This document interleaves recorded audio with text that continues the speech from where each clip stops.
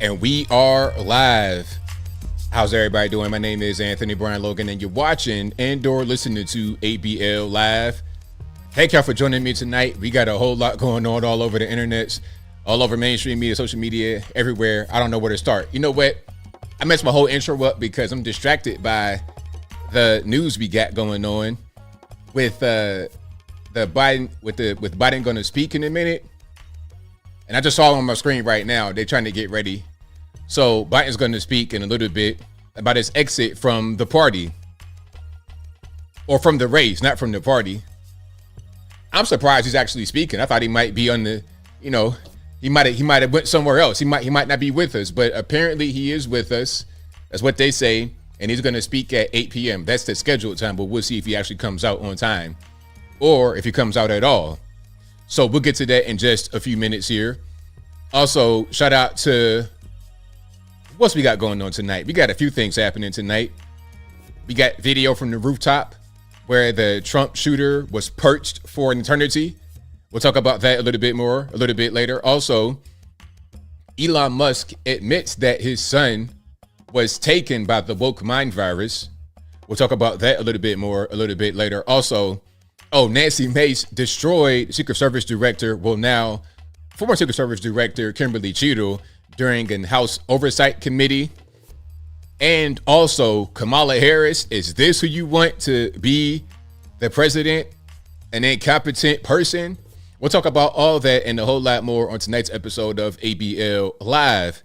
And thank y'all again for being here. I know I'm early. The white man cannot hold me back. The white man cannot hold me back today. I'm a little bit early because I don't want to miss the beginning of President Biden's talk. And look, we got a little while. He's scheduled to come out at 8 o'clock, okay? So I'm going to just take this time right now to speak a little bit. And first things first, shout out to the sponsors. Shout out to you guys for sponsoring the show. I could not do the show without you. I appreciate y'all.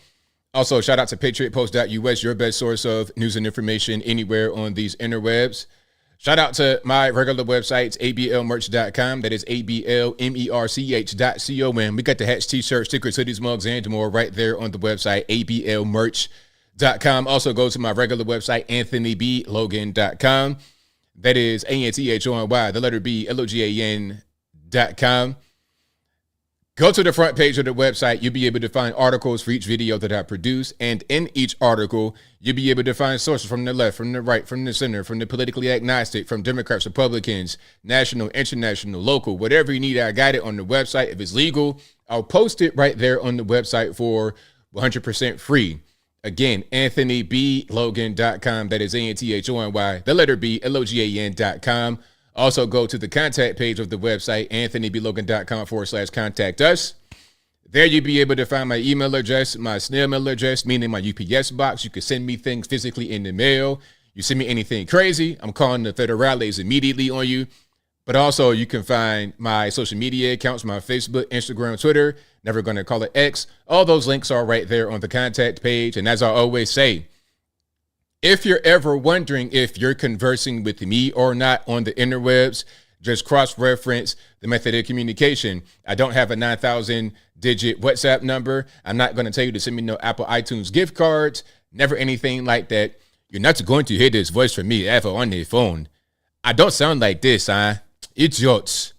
So please be careful. Make sure you do your due diligence and don't get scammed out of your monies from a fake comment under one of my videos of a person who thinks that they're me, to make you think that they're me to get your hard-earned money. We don't have time for that at all. All right, so shout out to you guys again for being here. Really, really appreciate y'all. If you enjoy the content in general, if you enjoy the channel, please give the video a thumbs up, like the video, share the video, do all that good stuff. That'll help me out tremendously. And also, you're listening to an audio streaming podcast. It'll be available on your favorite audio streaming platforms, including Apple iTunes, Spotify. What's the other one? Spotify, Apple iTunes, Google Play, whatever you have, it'll be there. Link for that will be in the description, or just go to your favorite audio streaming platform and search ABL Live. I should pop right on up. This particular recording will be available 8 a.m. Eastern time tomorrow morning, which would be on Thursday, July 25th, 2024. Now we're waiting on Joe Biden to come out. Okay, we have just this little thing right here. That came up a little while ago. Before, it was nothing. But now it's just this seal. So he's scheduled to come out at 8 o'clock. Okay? So we got about 3 minutes until that happens. Y'all know how Biden is. He may come out early. Not early. He may come out a little bit late. I don't think he's going to be on time. But he could be. And you know what? Can I just say something right quick? Just quickly. I think that if he comes out on time, it's a red flag. If he comes out on time, then that means he could have recorded this beforehand. It's not a live situation. And there could be some stealth editing in there to make things look a little bit different. Editing has gotten very sneaky. You know, camera cuts, and they do all kind of live action Photoshop, live action video editing, or editing after the fact filters. You know how people have filters on their Instagram pictures and TikTok pictures and whatnot. They do the same kind of thing with video now as well. Live video that you see from the ground, because 4K is too crazy. People's faces look ridiculous. It's filters on that.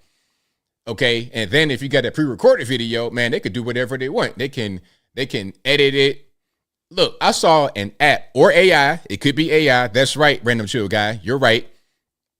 But I saw this app that will make you have eye contacts on camera, even if you're not looking at the camera.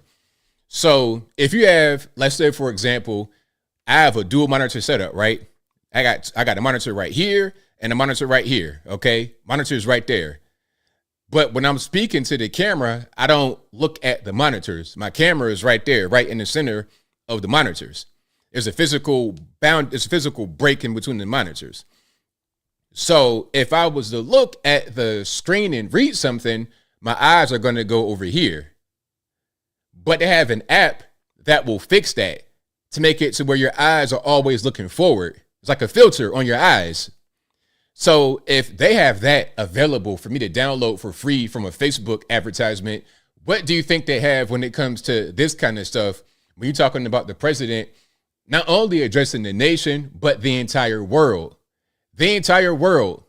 Have you guys seen? Look, they did a corrido for Trump, a Mexican corrido, Mexican song that you guys may normally hear with Narcos, with all the.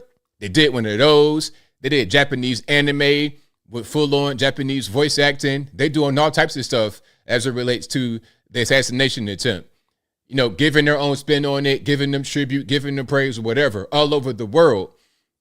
So if that's happening for Trump all over the world, what's going on right here with Joe Biden talking about his resignation basically from the campaign, although he should resign from the actual presidency, but that'd be a big mess. Anyway, this will be seen by the whole world. Absolutely. You're witnessing history right now.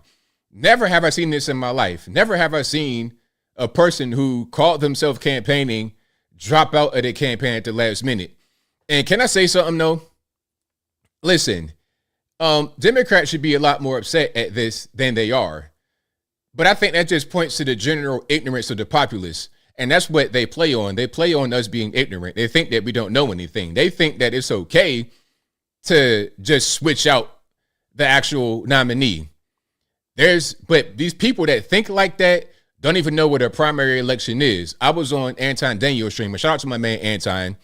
I was on Anton's stream, and I started talking about primaries. Everybody had a blank face, except for Anton for the most part. But everybody had a blank face. Like, what's that? What's a primary election? I'm like, they don't even know. Listen, during the primary election, the electorate picks who they want to run for president against the other person. So you're a Democrat, right? Okay. Or you want to vote Democrat this time, or you just want to vote in a Democratic primary. For the most part, people that are Democrat vote in a Democratic primary for who they want to actually run, for the most part. Okay, here we go. My fellow Americans, I'm speaking to you tonight from behind the resolute desk in the Oval Office. In this sacred space, I'm surrounded by portraits of extraordinary American presidents. Thomas Jefferson wrote the immortal words that guide this nation. George Washington who showed us presidents are not kings. Abraham Lincoln, who implored us to reject malice. Franklin Roosevelt, who inspired us to reject fear. I revere this office, but I love my country more. It's been the honor of my life to serve as your president. But in the defense of democracy, which is at stake, I think it's more important than any title. I draw strength and I find joy in working for the American people. But this sacred task of perfecting our union is not about me. It's about you, your families, your futures. It's about we, the people. And we can never forget that. And I never have. I've made it clear that I believe America is at an inflection point. One of those rare moments in history when the decisions we make now will determine our fate of our nation and the world for decades to come. America's going to have to choose between moving forward or backward, between hope and hate, between unity and division. We have to decide, do we still believe in honesty, decency, respect, freedom, justice, and democracy? In this moment, we can see those we disagree with not as enemies, but as fellow Americans. Can we do that? Does character in public life still matter? I believe I know the answer to these questions because I know you, the American people. And I know this: we are a great nation because we are good people. When you elected me to this office, I promised to always level with you, to tell you the truth. And the truth, the sacred cause of this country, is larger than any one of us.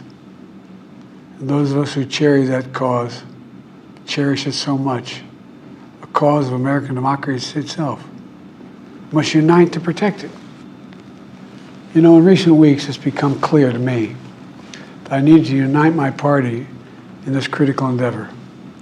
I believe my record as president, my leadership in the world, my vision for America's future, all merited a second term. But nothing can come in the way of saving our democracy. That includes personal ambition. So I've decided the best way forward is to pass the torch to a new generation. That's the best way to unite our nation. You know, there is a time and a place for long years of experience in public life. But there's also a time and a place for new voices, fresh voices, yes, younger voices. And that time and place is now. Over the next 6 months, I'll be focused on doing my job as president. That means I'll continue to lower costs for hardworking families. Oh, shut up. Grow our economy. I'll keep defending our personal freedoms and our civil rights, from the right to vote to the right to choose. I'll keep calling out hate and extremism. Make it clear there is no place in America for political violence or any violence ever, period. I'm going to keep speaking out to protect our kids from gun violence, our planet from climate crisis that is the existential threat. And I will keep fighting for my cancer moonshot so we can end cancer as we know it, because we can do it. And I'm going to call for Supreme Court reform because this is critical to our democracy, Supreme Court reform. You know, I will keep working to ensure America remains strong and secure and the leader of the free world. I'm the first president in this century to report to the American people that the United States is not at war anywhere in the world. We'll keep rallying a coalition of proud nations to stop Putin from taking over Ukraine and doing more damage. We'll keep NATO stronger, and I'll make it more powerful and more united than any time in all of our history. I'll keep doing the same for our allies in the Pacific. You know, when I came to office, the conventional wisdom was that China would inevitably surpass the United States. That's not the case anymore. And I'm going to keep working to end the war in Gaza, bring home all the hostages, and bring peace and security to the Middle East and end this war. We're also working around the clock to bring home Americans being unjustly detained all around the world. You know, we've come so far since my inauguration. On that day, I told you, as I stood in that winter, we stood in a winter of peril and a winter of possibilities. Peril and possibilities. We were in the grip of the worst pandemic in a century. The worst economic crisis since the Great Depression. The worst attack on our democracy since the Civil War. But we came together as Americans, and we got through it. We emerged stronger, more prosperous, and more secure. Today we have the strongest economy in the world, creating nearly 16 million new jobs, a record. Wages are up. Inflation continues to come down. The racial wealth gap is the lowest it's been in 20 years. We're literally rebuilding our entire nation, urban, suburban, rural, and tribal communities. Manufacturing has come back to America. We're leading the world again in chips and science and innovation. We finally beat Big Pharma after all these years to lower the cost of prescription drugs for seniors. And I'm going to keep fighting to make sure we lower the cost for everyone, not just seniors. More people have health care today in America than ever before. And I signed one of the most significant laws helping millions of veterans and their families who are exposed to toxic materials. You know, the most significant climate law ever in the history of the world. The first major gun safety law in 30 years. And today, the violent crime rate is at a 50-year low. We're also securing our border. Border crossings are lower today than when the previous administration left office. I've kept my commitment to appoint the first black woman to the Supreme Court of the United States of America. I also kept my commitment to have an administration that looks like America and be a president for all Americans. That's what I've done. I ran for president 4 years ago because I believed and still do that the soul of America was at stake. The very nature of who we are was at stake. And that's still the case. America's an idea. An idea stronger than any army, bigger than any ocean, more powerful than any dictator or tyrant. It's the most powerful idea in the history of the world. That idea is that we hold these truths to be self-evident. We're all created equal, endowed by our Creator with certain inalienable rights: life, liberty, pursuit of happiness. We've never fully lived up to it, to this sacred idea, but we've never walked away from it either. And I do not believe the American people will walk away from it now. In just a few months, the American people will choose the course of America's future. I made my choice. I've made my views known. I would like to thank our great Vice President, Kamala Harris. She's experienced, she's tough, she's capable. She's been an incredible partner to me and a leader for our country. Now the choice is up to you, the American people. When you make that choice, remember the words of Benjamin Franklin hanging on my wall here in the Oval Office, alongside the busts of Dr. King and Rosa Parks and Cesar Chavez. When Ben Franklin was asked, as he emerged from the convention going on, whether the founders have given America a monarchy or republic, Franklin's response was, a republic, if you can keep it. A republic, if you can keep it. Whether we keep our republic is now in your hands. My fellow Americans, it's been the privilege of my life to serve this nation for over 50 years. Nowhere else on earth could a kid with a stutter, from modest beginnings in Scranton, Pennsylvania, and Claymont, Delaware, one day sit behind the resolute desk in the Oval Office as President of the United States. But here I am. That's what's so special about America. We're a nation of promise and possibilities, of dreamers and doers, of ordinary Americans doing extraordinary things. I've given my heart and my soul to our nation, like so many others. I've been blessed a million times in return with the love and support of the American people. I hope you have some idea how grateful I am to all of you. The great thing about America is here, kings and dictators do not rule, the people do. History is in your hands. The power is in your hands. The idea of America lies in your hands. We just have to keep faith, keep the faith. And remember who we are. We're the United States of America. And there's simply nothing beyond our capacity when we do it together. So let's act together. Preserve our democracy. God bless you all. And may God protect our troops. Thank you. All right, so that was 10 minutes. That was 10 minutes. I timed it because I knew he wouldn't talk too long. I figured it might be closer to 5, but he was able to read and stammer and stutter and slur, mostly slurring. So I don't want to hear the stuttering excuse. I have a stutter as well. Sometimes y'all hear it if I get kind of tired or whatever, but I'm not going to be slurring my words like he is because I'm not 1,000 years old and I don't have any kind of underlying medical issues. I'm a healthy person. All right. So that was it. 10 minutes. That was it. Joe Biden talking about but he didn't talk too much about dropping out. It was just kind of like empty little things at the beginning, talking about, well, we got to do what's best for the country and I'm going to keep doing my job. 10 minutes. That's all. That's right, Clint. All that for that. All that for that. And guess what, though? Hold on. I got some breaking news, like right now breaking news, like 2 minutes ago breaking news, okay? Now, this is the kind of thing that happens, in my opinion, when you don't have a leader of the country, because if Biden can't run, then how can he run the country? If you're not even well enough to run, how are you going to run the nation? Look at this. Fighter jets scrambled to intercept Russian and Chinese bombers off the coast of Alaska. That's happening right now. Right when he's giving this speech, that happens. You think it's by accident?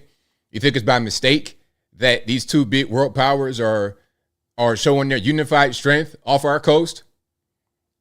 Right when the president is talking about he can't run anymore and he's weak and, oh, but I'm still growing the nation. They're like, nah, look, see, and the people that are celebrating this, that are celebrating Kamala Harris, oh, she's a black woman, have no idea about the world around them. They have no clue. When we look weak, when we don't have leadership, this is the kind of thing that happens right here. Fighter jets scrambled to intercept Russian and Chinese bombers off the coast of Alaska. Right now, this just happened. Look at this. 8:11. All right, 8:11. And it's now 8:15. Okay. Really talking for a long time, did you? You know this guy can't string two words together, barely. He was slurring very badly during that. And also, he was having a hard time reading. Normally, he does pretty good when he reads. Like, that's not really a flex. I mean, you should be able to read if you're the president, right? That should be kind of a prerequisite. Although it's not one, it should be unofficial. During a debate, hey, Mr. Biden, can you read? That'd be a good thing. Okay, you're gonna read your little oath or whatever, read your pledge. Can you read that? Repeat after me. Can you do that? Nah, well, maybe you shouldn't be the president. So that should be a basic thing you know how to do is read if you're the president. So he was able to do that okay, but he was still slurring his words, not just stuttering, but slurring, having a hard time being able just to get it out, get it over the top of the tongue, having a hard time being able to get it out. I mean, and then some of you guys saying this AI, and that's right, Griselda, he was sitting down. So you're sitting down at a desk like this, and you talk for 10 minutes reading from a teleprompter. Now, I could sit down at this desk for hours and talk. I'm going to be the kind of guy that when I get to be 1,000 years old, I'm going to still be talking. In my humble opinion. That's neither here nor there. The point is, 10 minutes of him sitting down talking, slurring his words. They did everything to make this as easy for him as possible, and he still failed. But again, he didn't talk too much about the actual dropping out. Again, if you're just now coming in, you missed it. If you're just now coming into the stream and you're looking for Joe Biden's talk, you missed it. It already happened. He came on at 8:02 and he was done by 8:12. Yes, he did. You can rewind. This is TiVo type situation. You can rewind and you can see where he spoke, and then that's pretty much it. But I'm not surprised at all. Not in the least bit. What did he say? Not much of anything. Nothing really special. Just talking about, I'm going to continue to be the president and I'm going to continue working for our country. And we got to do the best thing for our country. It's 10 minutes. I mean, it wasn't, he didn't really say too much. It was just empty talking points that he was told to read to, I guess, reassure the nation, to give them confidence. I don't really know. And you know what's funny is that he's talking about, oh, well, it's time to pass it on to somebody younger, to younger generation. Kamala Harris is 60. Kamala Harris is 60 years old. That's young. You're my parents' age. And I'm not a young man.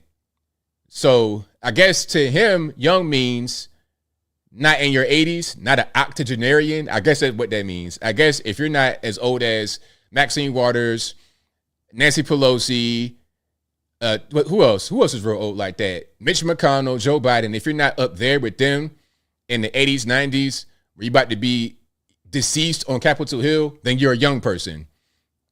So yeah, shout out to Joe. That was all for that. But we got a lot more. Or we're not done.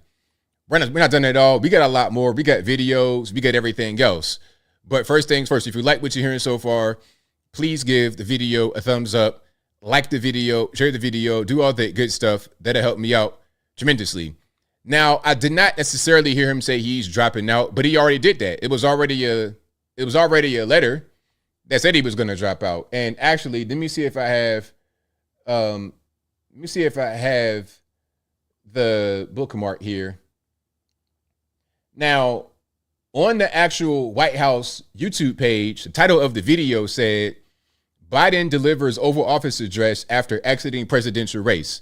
So they're not trying to say he's in there still. They're admitting that he's out. They're not rebuking they're not refuting any kind of news stories. They're saying he's out, he's done, and Kamala Harris is the person. Now, can I just finish what I was saying before Biden spoke for about 10 minutes? If I was a Democrat, I'd be really upset at what's happening here, because let's just go back. Let's go back a little bit. Primary elections.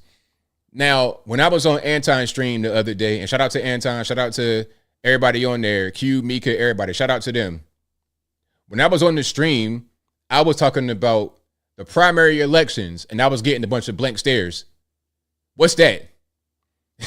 So what I was saying is, to those that don't know, the primary election happened before the general. The general, that's in November. That's when you go vote for the president and whoever else is on the ticket. Your local people, anybody up for election, you vote for them during that time in November. But before November, there's a primary election where you vote in the party for who you want to actually go forward. Now, of course, you could, in theory, depending upon where you live, I suppose, vote strategically in the primary, meaning you could be a Republican and vote in a Democratic primary for who you don't want to actually win, who has the lowest chance of succeeding in a general election. You could do it that way, but typically what people do is they vote in their party for who they want to go forward. Now, in a Democratic primary, 98%, listen, 98% thereabout of all the electorate and all the primaries voted for Joe Biden. They voted for Joe Biden with Kamala Harris as the running mate. So now that Joe Biden dropped out at the 0 hour after saying he's not going to drop out, I'm going to stay in. After doing that, what's happening is the delegates are selecting Kamala Harris as the nominee, although there's a primary process and the winner of the primary is supposed to be the nominee. If you want Kamala Harris to be the nominee, there should be elections, primary elections that include her on the ballot. Then some are going to say, oh, she was on the ballot as a vice president. Please stop. Please stop. That's not even how that works. I'm not voting for both of them to just be able to switch roles. If I hire two people at once, one is an executive and one is the executive assistant. I'm not saying the VP is the assistant. I'm just saying for comparison purposes. If I hire one person to be the executive and the other to be the assistant, I'm never going to expect them to just change roles. No. No. See, I hired you to be the chief. I hired you to be the boss. I hired this person to be under you, to be your assistant, not to be the boss. You can't just switch roles like that. And furthermore, I would also be upset if I was a Democrat after they just picked whoever they wanted to pick and said, forget your primary vote. I will also be upset at this whole money kerfuffle. You see, what's happening right now is they are trying to transfer the funds from the Biden-Harris campaign to the Harris and whoever XYZ person as VP campaign. How can you do that? Now, listen, I'm not a legal expert, but I'm going to ask you guys a question. And if you guys can answer it, y'all let me know in the comments. If I donate money to a company for a purpose, for a specific purpose, and then that money is used for other purposes aside from what I gave the money for, isn't that called fraud? Here's an example. If I donate to a political person to their campaign, right? And then that person uses that money to go on trips and buy Louis Vuitton handbags and other things to support a lavish lifestyle, and they don't spend any of the money on their campaign. Isn't that called fraud? Isn't that called a campaign finance violation? Isn't that how that works? Sam Bankman-Fried fraud, whatever you want to call them, got money from people to invest into cryptocurrency and to get a return. What he did was take a lot of that money and bring it over there, and he did not invest their money. Hey, I gave you that money to invest it in the cryptocurrency, not to invest in some hedge fund. That's called fraud. That's why he's in prison right now. You can't do stuff like that, okay? It's the same thing going on here, but they're trying to say, oh, well, the money could also go to her. No. That ain't how that works. Give everybody a refund that gave their money up. Give everybody a refund. You can't just switch the money to whoever you want to pick to be the president. That's crazy. That's crazy. Now, is it fraud? Now, they may have ways to get around it, but is it fraud? You guys let me know what you think. All right. Let me know what your opinion about that is. All right. But if you like what you're hearing so far, hold on. Somebody says, I'm a retired lawyer, but this is bizarre. Very bizarre. Misappropriation of campaign funds. That's right. Latina girl says, that's wrong, ABL. That is fraudulent. Absolutely. Angela B says, yes, Anthony. Griselda says, voter fraud. Fraud Mission says, yes. That's illegal. Fraud. Yeah. India Wren says, fraud. Absolutely. Definitely fraud. So I'm just saying, if they're going to try to lock Trump up, I'm not saying they locked him up yet. If they're going to try to get Trump locked up for paying Stormy Daniels some money, then how can it be permitted? I'm not saying anybody should go to jail necessarily, but how can anybody be permitted to do what they're doing right here with the money and also to just select whoever they want to select to be the nominee when the people did not vote for her to be the nominee? That's just crazy. And people celebrating it. Yeah, I love Kamala. I want a black woman to win. So consumed by identity politics, you're completely ignoring that your rights were totally taken away. They just totally ignored the law. They totally ignored everything that we have. You voted for the guy during the primary. 98% of y'all who voted in the Democratic side voted for Joe Biden in the primary. Now they say that we're going to pick Kamala Harris. All the delegates. Now, remember, the primary would dictate the delegates of the states, and they're going to go vote for the person who everybody in their state voted for. That's pretty much how that works. Sometimes you have rogue delegates, like during, I think that might have been 2016 with Trump, but that's very rare. It doesn't really happen too much. The delegates are going to vote for who the nominee is. The Kamala, after one day of Biden announcing that he was out, Kamala had enough delegates to win the nomination, just like that, with no election. I've never seen that before in my life. That right there is a threat to democracy. Democracy means you vote, right? People have a say so. Okay, we're going to vote for this guy. 98% say yay. The delegates say nay. Don't even worry about that. Here you go. Boom, take that. It's crazy. That's totally nuts. Now, again, if you're just now coming into the stream, welcome, welcome, welcome. Like the video, share the video, do all that good stuff. That'll help me out tremendously. But if you're just now coming in, Biden already spoke at the beginning. We have other videos to get into, more show to get into. But Biden spoke for 10 minutes, which was a little bit longer. I was thinking the over under for me was like right around 5, 6.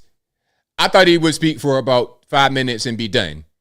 But he did a big boy speech in the Oval Office, allegedly, and spoke for 10 minutes. So good on him. Big boy speech, a full 10 minutes of slurring and stammering and repeating himself and not knowing who he is and crazy wrinkled up hands, looking like he got gloves on, like he been outside pulling weeds with just, you know what I mean, leather gloves that got stuck to his hand. I don't know what's going on with this guy. But yeah, that's what's happening. Now, I'm going to keep rocking and rolling. There's quite a few videos. We're going to talk about Biden. We're going to talk about Kamala Harris. Oh, Kamala. We got to talk about Kamala Harris because we have a treasure trove of videos about Kamala, information about Kamala. And for a lot of people, for most normies that don't know about politics, this would be their first time ever being introduced to Kamala Harris. This is their first time knowing anything about her. Before, right now, they had no idea about Kamala Harris at all. I saw this video where a guy was talking about this, and he said he's not seen her in 4 years. He's not seen her at all in 4 years until right now. People know that she's quote unquote black. We'll talk about that in a minute. I don't know how you're able to have a mom from the Indian subcontinent who's 100% straight Indian. Your dad is Jamaican, light skin, looks mulatto, probably at best half black himself. I don't know how you get to be 25, 30% black and then claim to be black. But if you're 25% white, you can't claim to be white.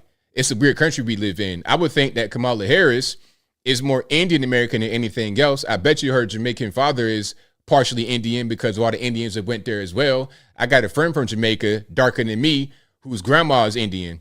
Okay. And he looked like he came straight from Africa yesterday, but his grandma's Indian.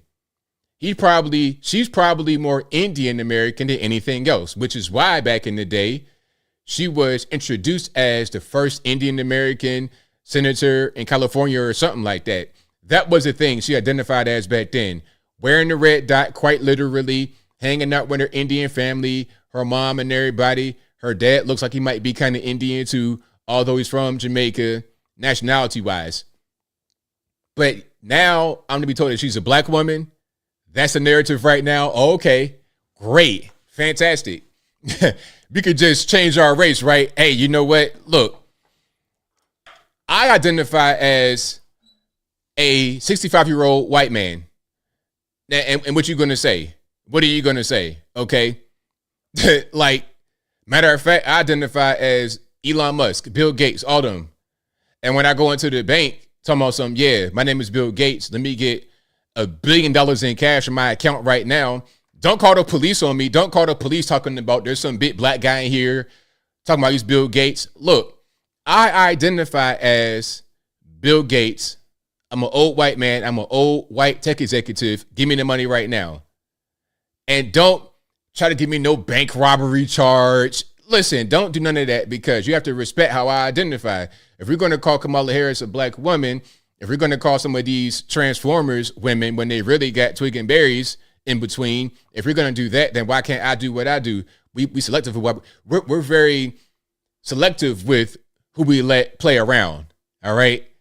I got to play around with somebody that identifies as a they, them, but me wanting to be a 75-year-old rich white guy, that's a problem. It's crazy. But anyway, we got videos to get into. We got quite a bit. And here's Joe. This was posted yesterday. This was right after the director of the Secret Service resigned. Okay. And they're asking him about this whole kerfuffle of him dropping out. All right. So let's check it out. Why did you drop out, Mr. President? Why did you drop out of the election? Was it a difficult decision to make?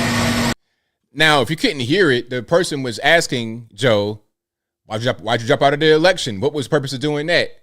First, he didn't hear him. Then he repeated it very clearly. And Biden just kind of smiled and walked away.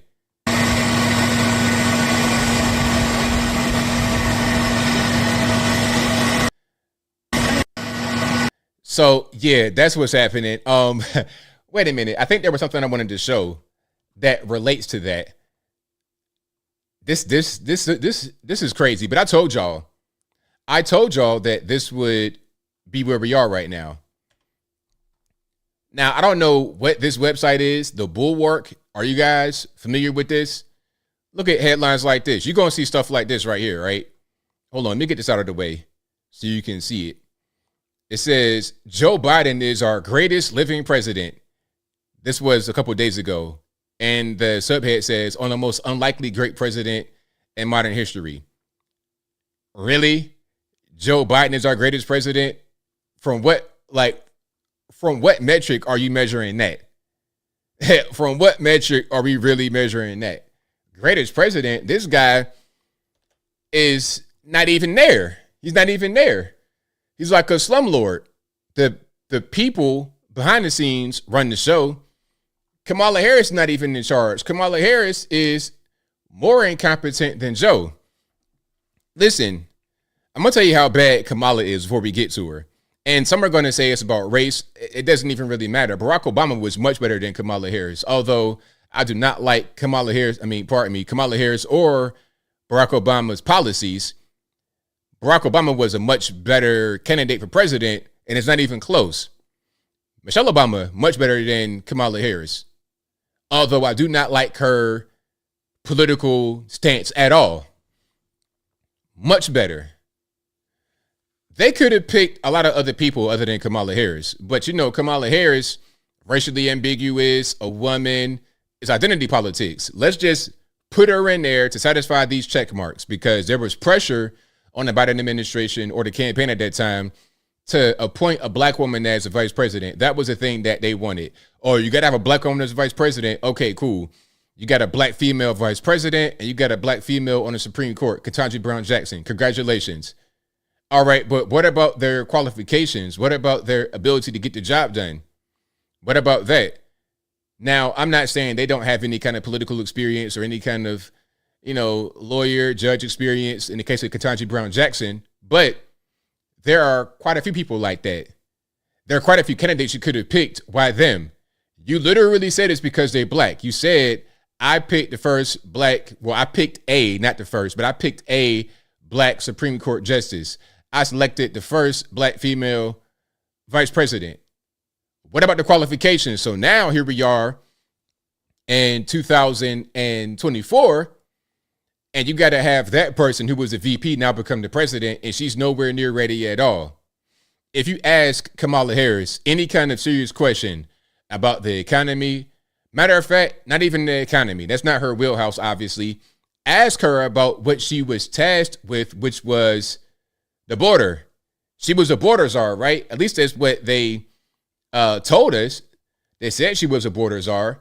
And as a matter of fact, hold on. I think I have something right here that I want to show you guys. Because we all remember that Kamala was appointed as a border czar early. She was a border czar. And the border is wide open. Let me see if I can find that particular clip. And if you like what you're hearing so far, please give the video a thumbs up. Like the video, share the video, do all that good stuff. That will help me out tremendously. But yeah, she's done nothing as a result of that. Nothing at all. And it's crazy. All right. Here we go.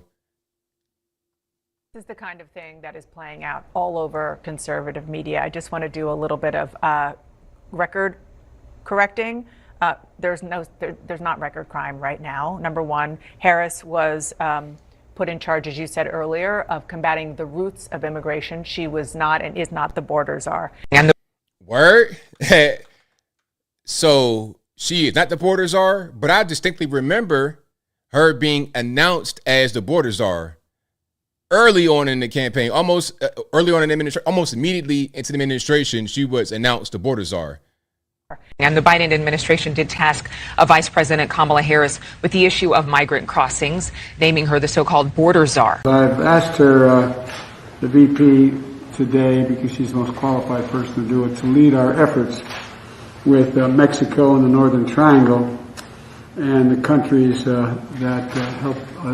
We're going to need help in stemming the movement of so many folks stemming the migration to our southern border. We've been to the border.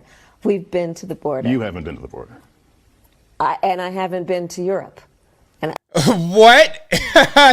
What? Wait a minute. Did y'all hear that? Okay, I got to run it back. Before I run it back, a little bit of context. This clip is talking about Kamala being the border czar. The very first part of this, they were trying to denounce it, saying, oh, nah, she was never appointed the border czar. That's a recent clip from a couple days ago or today, whenever that was. Oh, she was never the border czar.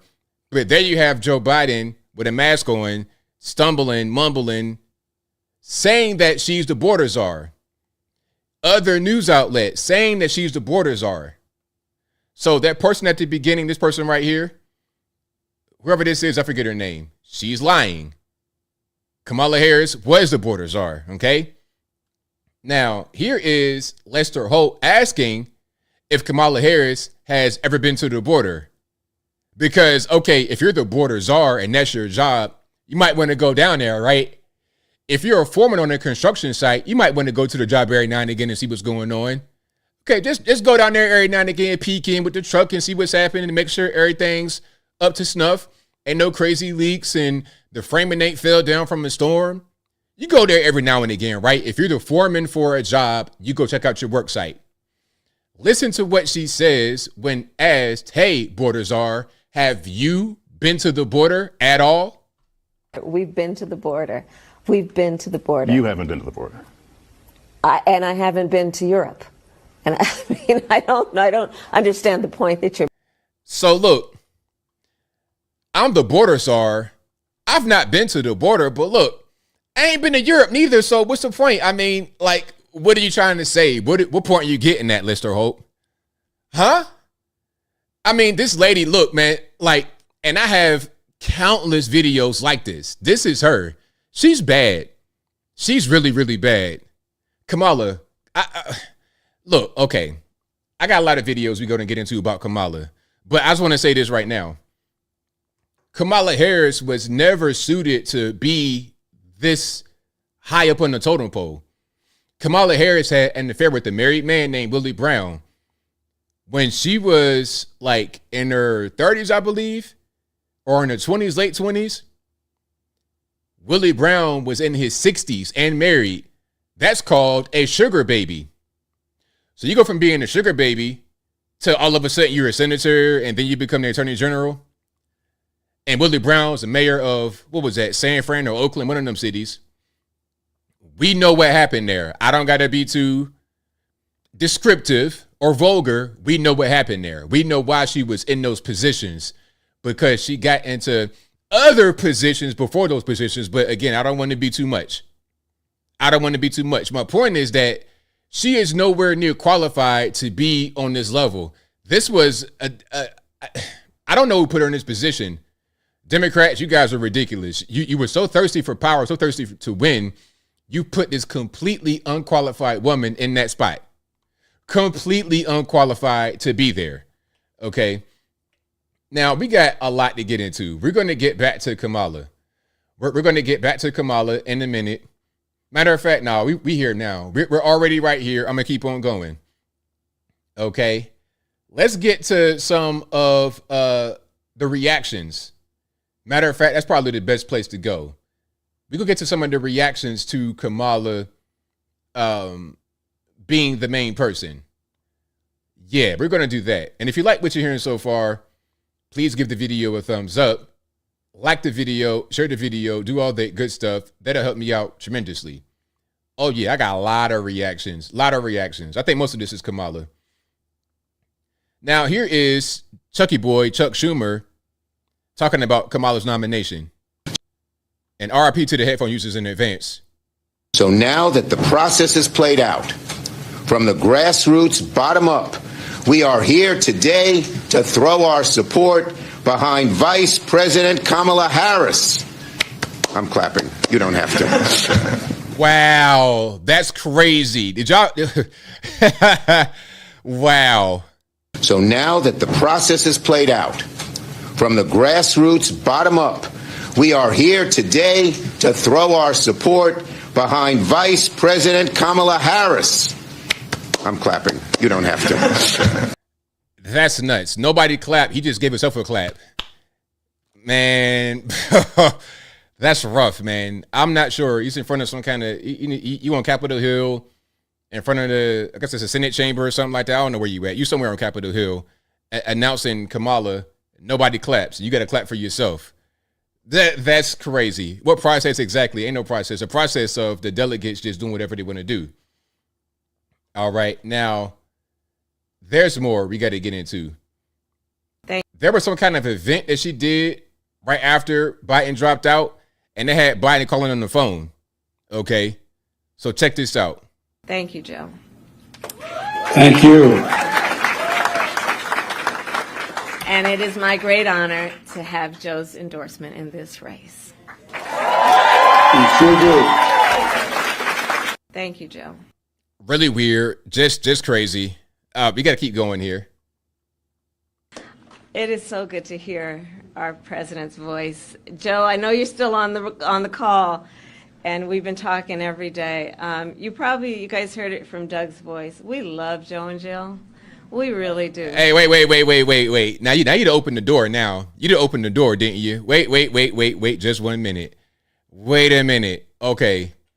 Now, I showed y'all Doug Emhoff loving Joe Biden's wife a little bit too much. A teeny bit too much. I showed y'all this already. Hold on. Matter of fact, let's do this. I showed you guys, this is from 2023 during the State of the Union address, where obviously Biden spoke to the nation. Again, 2023.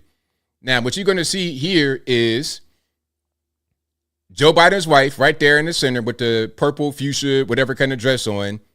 You're going to see her kiss Kamala Harris's husband, Doug Emhoff, who's right there on the left-hand side.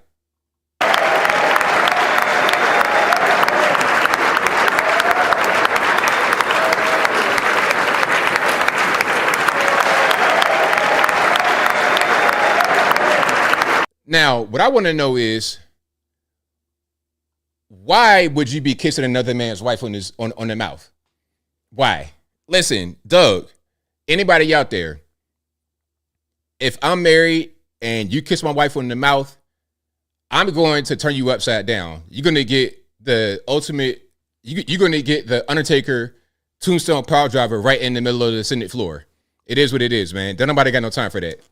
Don't be kissing my wife in the mouth. You can, a hug, church hug, that's fine. A kiss on the mouth? What it be doing? Again, this was 2023, last year, during the State of the Union address. You see it right here. I'm not making it up. I'm not making this up. This is on the Telegraph. It's verified. This is February 8th, 2023. It's right there. So when Kamala Harris says, Doug and I love you and Jill, she might mean that a little bit literally. A little bit literally. Let's go back. It is so good to hear our president's voice. Joe, I know you're still on the call, and we've been talking every day. You guys heard it from Doug's voice. We love Joe and Jill. I bet he loves Jill a little bit more than you do. We really do. They truly are like family to us. And everybody here does. It's mutual. I knew you were still there. You're not going anywhere, Joe. I'm watching you, kid. I'm watching you, kid. I love you. This ain't this kind of goofy. That's not gonna do it. That ain't gonna do it to be talking to world leaders. Look, I just showed y'all a little while ago during Biden's little talk for 10 minutes about dropping out, and he's still going to be there, whatever. During that little talk, Russian and Chinese destroyers or whatever were off the coast of Alaska, and they had to get intercepted. Okay. So you think she's going to be able to talk to Xi Jinping and Vladimir Putin and everybody? I think not, man. I think not. We want to be the strong nation. That ain't going to make it happen. Now, here's something from Dr. Umar. It's pretty funny. Shout out to Uncle Hotep for reposting this. Shout out Uncle Hotep. Now, this is from Umar Johnson. If you guys don't know who this is, a lot of y'all know who Umar is. He's like a really well-known black activist. And he's talking about what the DNC is going to do now that Kamala is the nominee without an election, which is crazy. Again, the delegate selected her, but nobody voted for her. He's going to say what he thinks the DNC will do to top what the RNC did a few days ago. Check it out. If the Democratic Party wants the black male vote, and RIP to the headphone users, start from the top. If the Democratic Party wants the black male vote, I'm not too sure they get it with Kamala Harris, but I know what she's going to do. She's going to do exactly what the Republicans just did in Milwaukee with our sister Amber Rose and with Hulk Hogan. Wait till you see the Negropeans who are going to speak at the Democratic National Convention. It's going to be a complete circus. I'm telling you what they're going to do. I believe they're going to grab the rappers and they're going to grab the athletes. They're going to find someone extremely popular within the hip hop industry and the entertainment world to speak for Kamala Harris or whomsoever the Democratic Party convention nominates. I promise you, because they have to outdo Hulk Hogan and they have to outdo Amber Rose. So what do y'all think? You think it's going to be kind of a circus? Yeah, I can. It's going to be a circus. Oh, the DNC, listen, I will be covering the DNC. That is going to be a circus. Oh my goodness, a circus. Beyonce, the rappers won't get, like you said, you're not going to be able to get the men. You got to get the women. They'll be able to get people that are already going to vote Democrat. But this person, Kamala Harris, is not going to get anybody in the center at all. At all. People didn't like what Joe Biden did. They don't like Kamala Harris. Kamala Harris is typically not liked among the American people. She's just not really a person that people really like. So it's going to be a hard sell. Now, let me go ahead and speaking about Kamala and a little bit of exposing Bishop Patrick Wooden. Did you guys see this? Oh man, we got to check it out here. Now, Bishop Patrick Wooden back in 2020 gave an electrifying sermon, and part of that sermon was talking about Kamala Harris and her record as a California Attorney General, locking black men up for ticky-tack charges, weed, all type of stuff. But now she's like, oh, well, I support decriminalization. But you're going to free them guys you put in prison? You going to free them or not? So let's check this out from, again, Bishop Patrick Wooden of the Upper Room Church of God in Christ in North Carolina. Check it out. Running for the vice presidency. I call her Miss Lock Up a Brother, for when she was the AG in California, a Negro knew, a black man knew that he was dead in the water. He was dead in the water. Matter of fact, you don't need a trial. You might well go into jail if you appear before her, because she took pride in locking up black folk. And now all of a sudden she's trying to be sister girl. I'm telling it. Check out her record. She locked us up left and right. Yes, she did. Yes, she did. Yes, she did. Yes, you did, Kamala, however I should pronounce it, you did. And now we're supposed to forget all that stuff. And she boasted in California that she was one of the first. I got the tape queued, but my time's up today. One of the first I showed you Thursday night to perform a same-sex marriage. Y'all want to see it? You want to see it? Let it rip.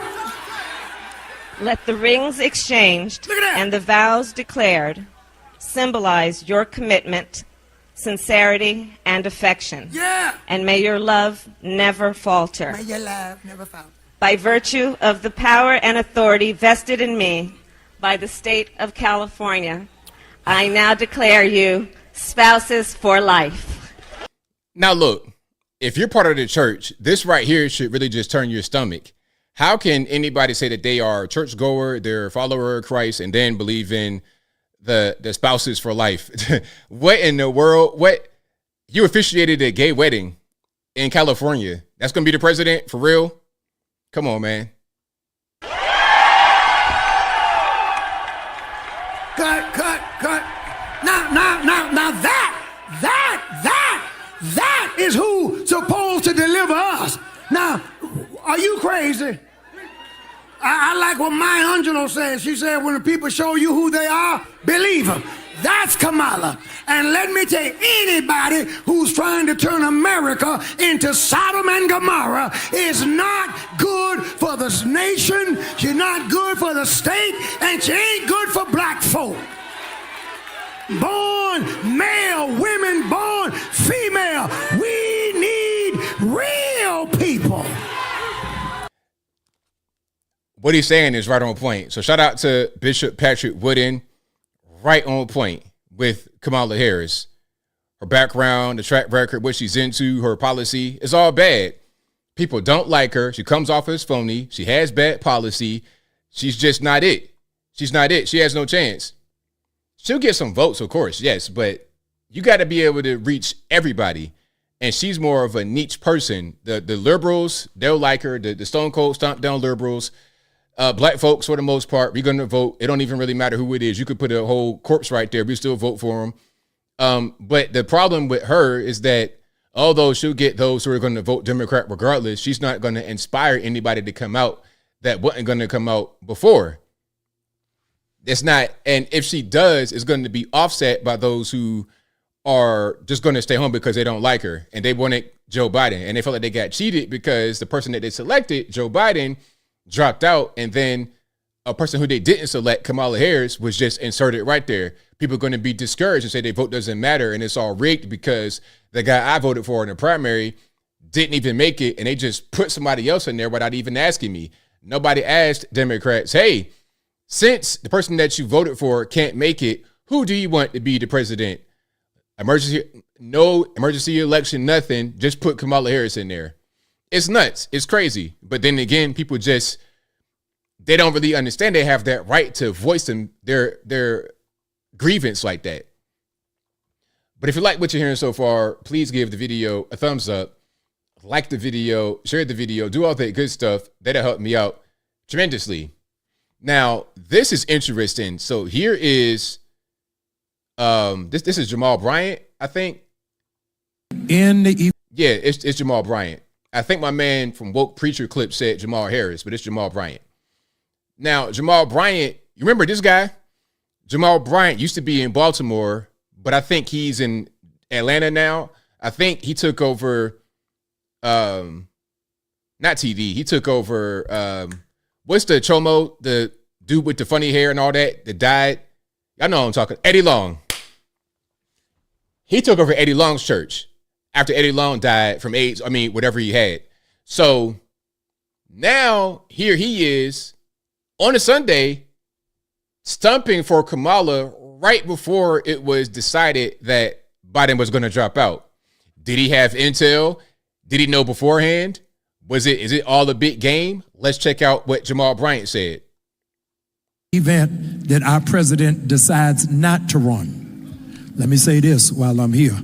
If the president decides not to run, there is no option for the Democratic Party but Kamala Harris. Come on, y'all.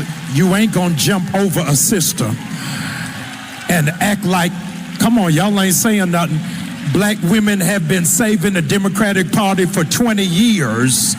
Y'all are not gonna push her aside for somebody else. Come on, y'all gotta stay with me. Amen. And we're going to have to mature as a people. It is not about charisma or about speech giving. It is about policies and differences that is going to impact our life. 86 billionaires 86 billionaires have endorsed Donald Trump. 86 billionaires have endorsed Donald Trump because they are looking forward to tax breaks for billionaires. There is no agenda by that party for the working class in our. Now, I hate. Hold on, I gotta say this right because I don't want to offend nobody. I know I offend people sometimes because I'm conservative and I'm a black person, so that's like offensive already. But I don't want to offend people religiously. I don't like preachers like this. You coming on stage, flossing jewelry, flossing your expensive clothing in this big, gaudy mega church. I don't like guys like that. You know, guys that I like, Bishop Patrick Woodin, who we just saw, the style, okay, old school, suit on, preaching, keeping it real, being masculine. Look at this jewelry right. Look at that bracelet. That's probably a good $250,000 right there on his wrist. Look at that. The pieces, the segments of that bracelet are bigger than his knuckles. I'm talking about like humongous, like water bottle caps bigger than that. And his shirt, his glasses, everything very expensive. Meanwhile, you're talking about, Trump is not going to be for the poor. Well, look, you doing pretty well, so give me the sauce, boss. You're doing pretty well. Give me the sauce. How about that? But anyway. Our community, and don't you all get deluded. Amen. Don't you all get deluded. Just because you are a felon don't mean that you are equivalent to the experience of black men in America. Amen. Because if you got 34 felons and you black in America, you in jail somewhere, or you got an ankle bracelet. Y'all ain't saying nothing. Amen. And so let's not try to mix those two up. Full of women. And you know what? This is why a lot of churches, especially black churches, are full of women, because men, I'm not trying to hear this raggedy pimp cheating on his wife, getting church members pregnant, taking over a Chomo's church in Atlanta. I don't want to hear nothing from you at all. You can't tell me nothing about how to be a man, sir. If I wanted to be a pimp and pander in the streets to these middle-aged black women, I'd follow your lead. I'm getting offended. Let me just calm down. But guys like this, I hate. For real.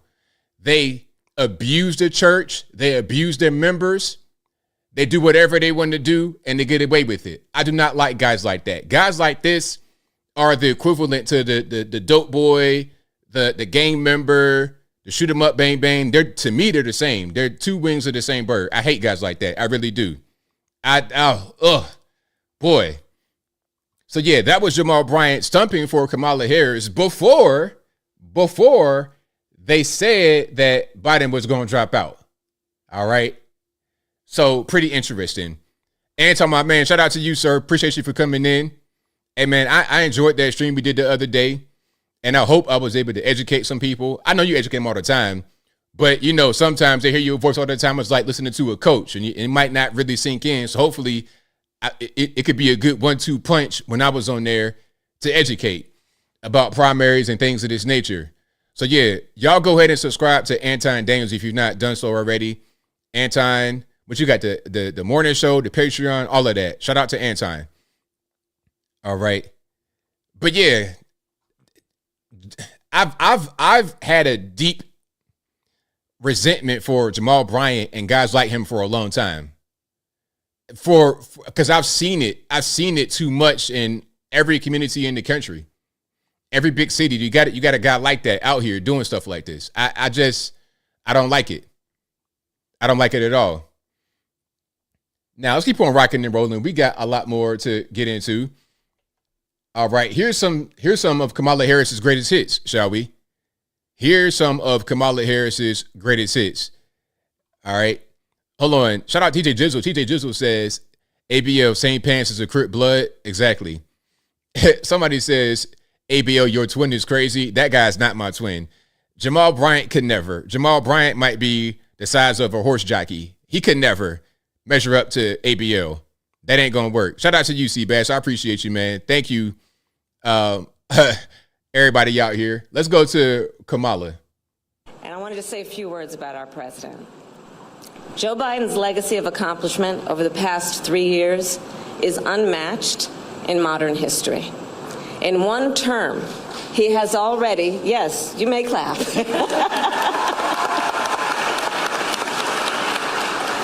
In one term, he has already surpassed the legacy of most presidents who have served 2 terms in office. And I first came to know President Biden through his son, Beau.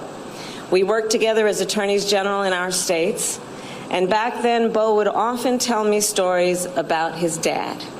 He would talk about the kind of father and the kind of man that Joe Biden is. The qualities that Beau revered in his father are the same qualities that I have seen every day in our president. His honesty, his integrity, his commitment to his faith and his family, his big heart, and his love, deep love of our country. That's the president right there, man. Please, ain't no way. It's not going to happen. I think this is from today. Listen, Kamala, no, it just ain't going to work. It's not going to happen, man. Like, nah. A governor, not even a governor. You're not ready. And we got a few flashback clips. This is from 2020. Most of the clips you're going to see from Kamala are old because it was from when she was out there campaigning, because Joe Biden couldn't campaign, so they would send her out to do certain things during Zoom calls and stuff like this. Now, this is Angela Rye, another racially ambiguous, talking to Kamala, and the question was, who's your favorite rapper alive? And then best rapper alive, Tupac. You say he lives on. Not a lie. I know. I keep doing that.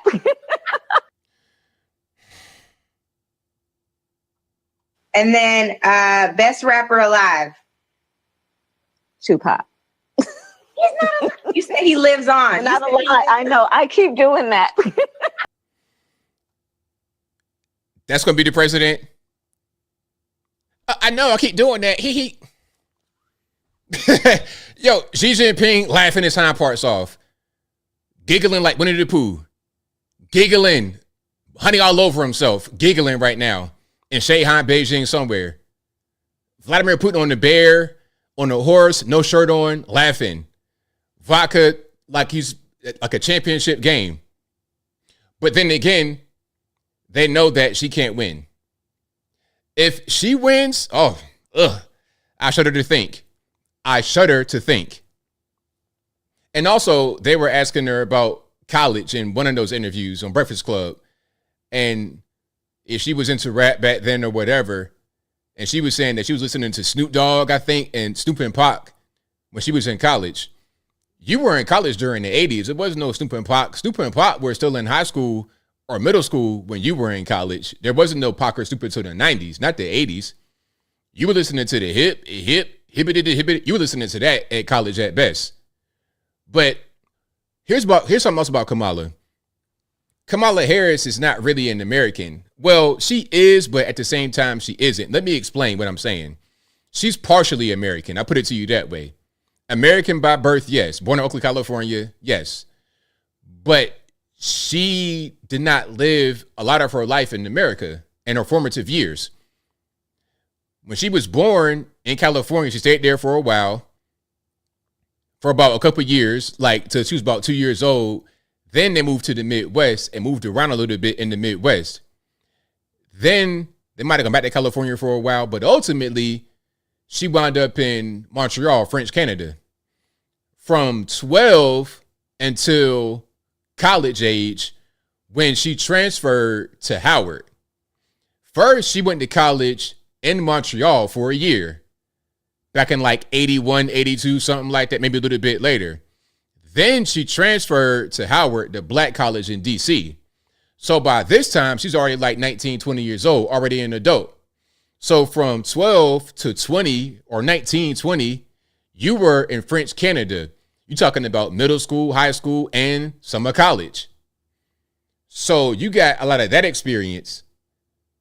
You weren't with us in middle school, high school, in America, in cities as a black American. And your mom is from the Indian subcontinent, and you were raised by your mom. So look, you're in a household with your Indian mom and French Canada during your formative years. What's American about that? I don't understand. If you were born and raised Oakland, California with 2 Black American parents or even Black immigrant parents, that's one thing. Or just Americans.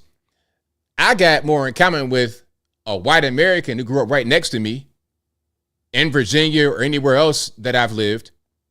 I got more in common with them than I do Kamala Harris, because we're Americans and she's kind of not really. You know, you got more in common with French Canadians at that point. But anyway, if you like what you're hearing so far, please give the video a thumbs up, like the video, share the video, do all that good stuff. That'll help me out tremendously. Now, I'm not sure when this video was. It could be old, could be new. I'm not really sure. Now, Kamala here is being asked about inflation. Check it out. Now, inflation is really high. Are you concerned about a recession? The administration said that they weren't that worried about inflation, and then that changed. I think that there can be no higher priority than what we have been clear is our highest priority, which is bringing down the costs and the prices as much as we possibly can, and we will stay focused on that. Huh? Now, maybe I'm just kind of slow. Maybe I just don't really understand certain things. Maybe I can't process information when it's given to me. Maybe I'm having a hard time understanding Miss Kamala Harris. I want to play it one more time and see if you guys can let me know what she was trying to say.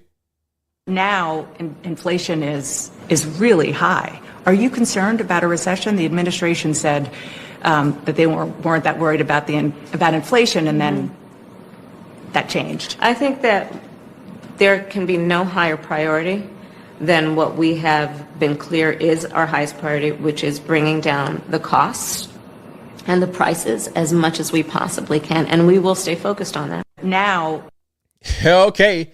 Hey, look, there could be no higher priority than the higher priority, which is bringing the cost down. Well, you know what? That is a novel idea to bring the cost down, right? Because inflation, you know, the costs go high. And if the costs go high, you got to bring them back down. She might as well say that. Hey, here's how you would answer that question like Kamala Harris. Here's the question. Ms. Harris, we have a serious issue with inflation in this country. So what do you guys plan to do about that in the foreseeable future? Like, what you going to do about the inflation problem? Well, look, inflation is high, prices are high, and we are going to bring the prices back down. And then that's the answer. It's like, oh, okay, great strategy.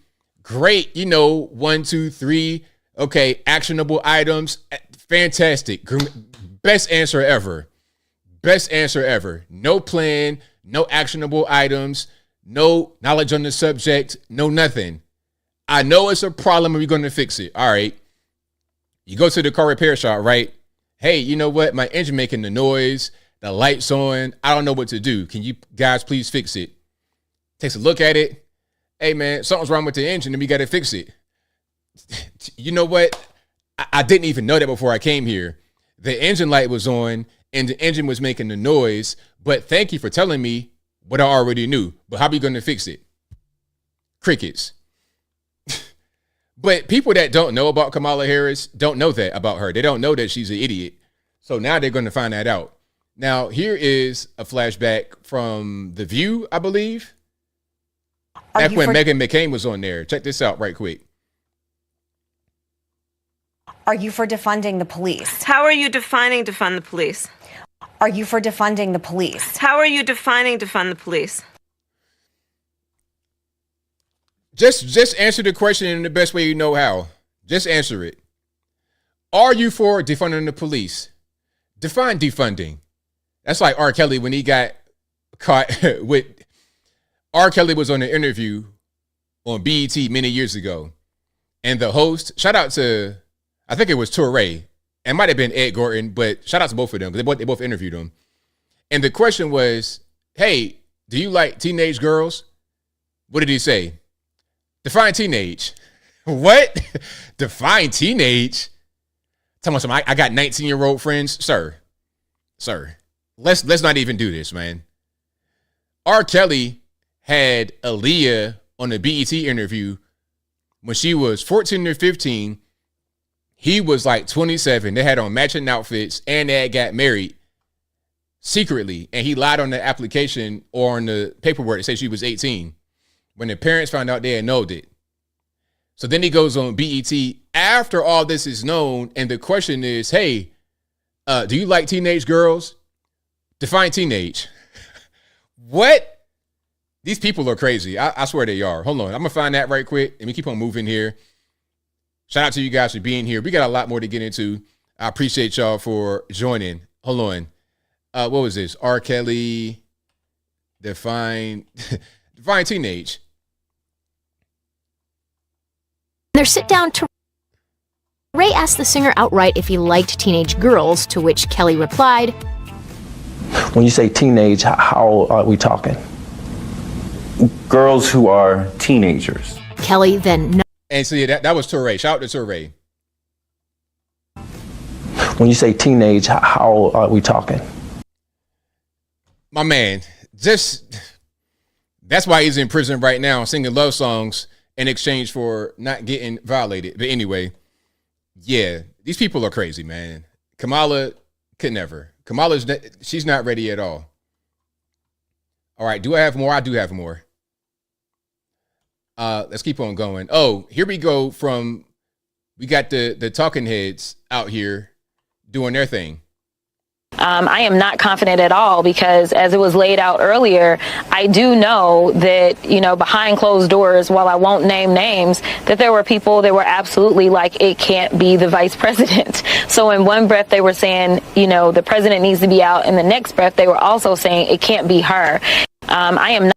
Yeah, so that's Jasmine Crockett saying that she's not confident in Kamala. And I think if you ask people honestly, they're going to say the same thing, that they're not confident, because they were trying to set everything up for what's happening right now. Because remember, I think it was earlier in the year, they were trying to replace Kamala as vice president. This is before that he was dropped out, or it was rumors about him dropping out. They were trying to replace her as vice president because they knew that this guy might expire at any moment. And they didn't want her to become the president, because if she became the president, if he died or something, they would have to run her in the general. And they didn't want to do that, so they were trying to replace her. But if they replaced her, that'd be a big problem, because the racism allegations would be fast and furious, especially from the left, who have cultivated this environment where if you do something like that, then it can only be described as racism rather than just wanting a better person. But it's their fault. I don't have sympathy for them, because at the end of the day, they should have picked a better person to be the vice president to begin with, so you wouldn't be in this weird situation where you got this unqualified person who can become the president. That's their fault. They did that to themselves. Okay? If it had to be a black woman, pick a better black woman. Pick somebody else other than Kamala. Now, here is Roland Martin in a clip that does not age very well. I played this before, but I'm going to play it one more time for right now. I think it kind of fits. If Biden steps aside and we elevate Kamala, as much as I support Kamala being the next president of the United States, that 47% might go up, because Trump can't mobilize his base anymore. No question. First of all, if there's a black person... Stop. He's not stepping aside. So it's a wasted conversation. No, but let me just finish, Roland. No, it's a wasted conversation. He's not stepping aside. But Roland, wait a minute. I'm just telling you what I'm responding to, the people who are saying that. No, what I'm saying to the people who are saying that, let me be perfectly clear to the camera. He ain't stepping aside. Well, we've heard Michelle might run, step aside, broker convention. He's not stepping aside. Roland, how did that work out for you, sir? How did that work out for you, my man? Yeah, what's up with your decor in the background? You got tennis shoes and awards and African masks. You all over the place, man. Get it together a little bit. But how did that work out for you? You sounding crazy right now. And even if he didn't drop out directly, he might not have made it. He looked like he was on his last leg. He looked like one more day, it might not be the next day.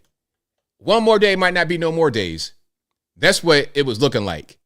So it didn't matter if he dropped out or not. It still would have been a situation where we are right now. Listen, January is actually kind of a long way away. That's when you actually take the presidency, January. We're only in July, August, September, October, November, December. You got some months before you even take office. Really, you got about 6 months because you're not in there until like what, January 21st officially. You got 6 months. You could actually kick the bucket before then. So what are you going to do then? It's the same situation. But anyway, now, speaking about guys in disbelief, emotional black males in disbelief, here we have Van Jones crying. Listen, did you guys, I know you guys seen Django Unchained, right? Remember Django?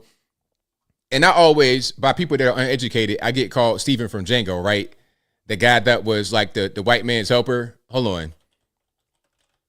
And remember at the end of the movie where they deleted the slave owner, and then the guy was like crying with him.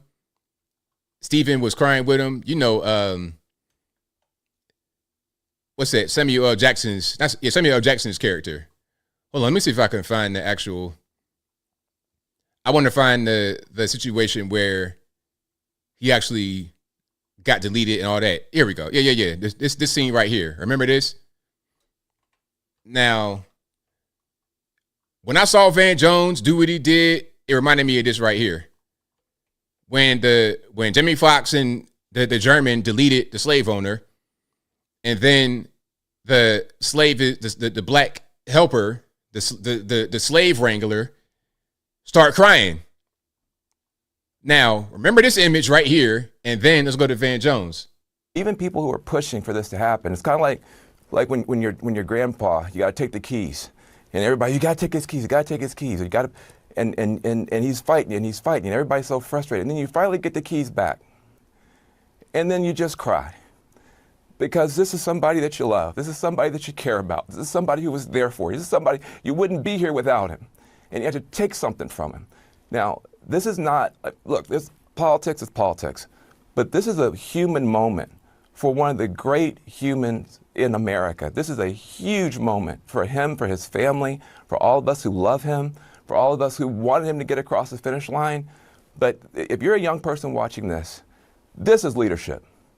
This is patriotism. This is what it means to put the country first, and put the party first, and put the cause first. When your arm gets tired, you let somebody else finish pitching the game. That's what Joe Biden has done, and he's done that for all of us. And so I just want to say, I don't know who's going to be the VP, the non-VP. I don't know anything about politics. I just know that I love this man. I care about this man. It was painful every day to sit up here and talk about him like he's just some problem for the party. Wait till we get to the convention. You're going to see people crying, standing, screaming, cheering. He may not get a chance to talk for 10 minutes. We finally get a chance to put our arm around this guy. Van Jones, you getting emotional? I would never. You getting emotional over a guy dropping out? He ain't dead. He ain't even get deleted. At least the Samuel L. Jackson's character in Django Unchained cried when Massa got deleted. This guy just decided to drop out, and you on TV tearing up. I would never. And you know what? Speaking about Roland Martin, years ago he said you can't be a straight white, you can't be a straight black male on CNN. I'm not saying Van Jones is gay. I'm just saying he's soft. So you got to be, you can't have an aggressive edge to you as a black male on CNN. They want you to be soft. They want you to start crying on demand. It's like, hey, Joe Biden dropped out. We want you to get on TV, kind of an in-shape black man, and start crying and put on a dress. Matter of fact, that's why they bring on the LGBT guys, because it make them look soft. But I'm getting way too deep right now. So I digress. Yeah, that was your man Van Jones crying over Joe Biden. Now I'm gonna move forward a little bit here. The Secret Service. Oh my goodness, Secret Service. Let me see if I can find the original one. Matter of fact, hold on. Before I go there, I got more I want to show. Okay, now before that, we gotta talk about regular people and their reaction. But first, we have an irregular person in Joy Reid. All right, shout out to her. And Joy Reid, listen, I don't want to like be bullying you and stuff like that. So this is just one commentator to another. It's nothing but just me talking about what you're saying and not liking it. Not you specifically. Not really. Just stratospheric entrance of Vice President Kamala Harris into the presidential campaign, and she has now secured enough delegates to become the nominee. You're gonna look real crazy being on the other side of that line, particularly as a person of color, but really as anyone who claims to have any connection to the culture. You're gonna look real weird and real lonely on that side. The door needs to close behind Amber. And she looked crazy over there. But shut the door behind her. You really are gonna look crazy being on that side. So basically, hey, since Kamala Harris is black, if you're black or I guess non-white and you decide to vote for the other side, voting for Trump, voting for J.D. Vance and that administration, you're going to look real crazy. So now you're trying to like bully me because of my race. Because I'm black, I got to vote for this black lady. I don't care about her color. I don't care what color you are. I couldn't care less what color you were. You could be green, polka dot, candy stripe, black, white, Puerto Rican. It don't really matter at the end of the day. Are you a good candidate to become president? Yay or nay? Are you better than the other person? Yay or nay? That's all I'm worried about. I don't care about your skin color. That's totally irrelevant. So what? She got a beige skin tone. And she just as beige as Trump is when he get done with the tan. Look, Kamala Harris has kind of a yellowish glow and Trump has the orangish glow. I don't care about these colors in the crayon box. Are you going to be a good president or not? Okay, you could be orange, yellow, blue, green, purple, clear. You could be invisible. So what? So what? Given the cultural phenomenon of Vice President Kamala Debbie Harris. She's about to make history. She's about to become the first woman president. All right, so that's Joy Reid with her opinion about Kamala saying, hey, if you black, you got to, I mean, it's the same thing Joe Biden said. And you know what? That's part of the reason why I gave Joe Biden a little bit of a break. Not a break, but an explanation. Remember when he said, as I always say to Charlemagne, hey, if you don't know whether you're voting for me or for Trump, you're not even black. He said that. When he said that, I was like, you know what? That comes from the black folks that are around him. They would say that. So he feels comfortable being able to say it to other black folks. Okay. And again, that's the Joy Reid syndrome right there. That's the Joy Reid syndrome. Talking about, are you going to look crazy on that side? That's the exact same thing that Joe Biden said in 2020 about voting for him or Donald Trump. It's the same thing. That's their party line. Yeah. Now, here is somebody else, just a random normie. Look here. Listen up. To all you Trump supporters, okay? When this black woman win in November, if y'all go show y'all motherfucking ass Whoa. Hold on. Okay. I'm sorry for the cussing. Don't blame me. Blame the black lady. If you got little kids, cover their ears. I'm sorry for the cussing. Motherfucking White House, if you want to, at that inauguration, it's gonna be smoke in the mother city, okay? Cause I'm gonna try to censor it in real time. I got a little button right here. I can turn the volume down. We don't play. I'm gonna try to censor it in real time. If I miss a couple of the censors, hey man, you know, don't blame me. Blame the black lady. Play that, okay? Don't try that shit, okay? Don't try that shit. Don't try that shit. Cause we gonna be out there. Okay? We gonna be out there. And it ain't going down like it did last time. It ain't going down. In a black mama's voice. It ain't. Act like you got some goddamn sense.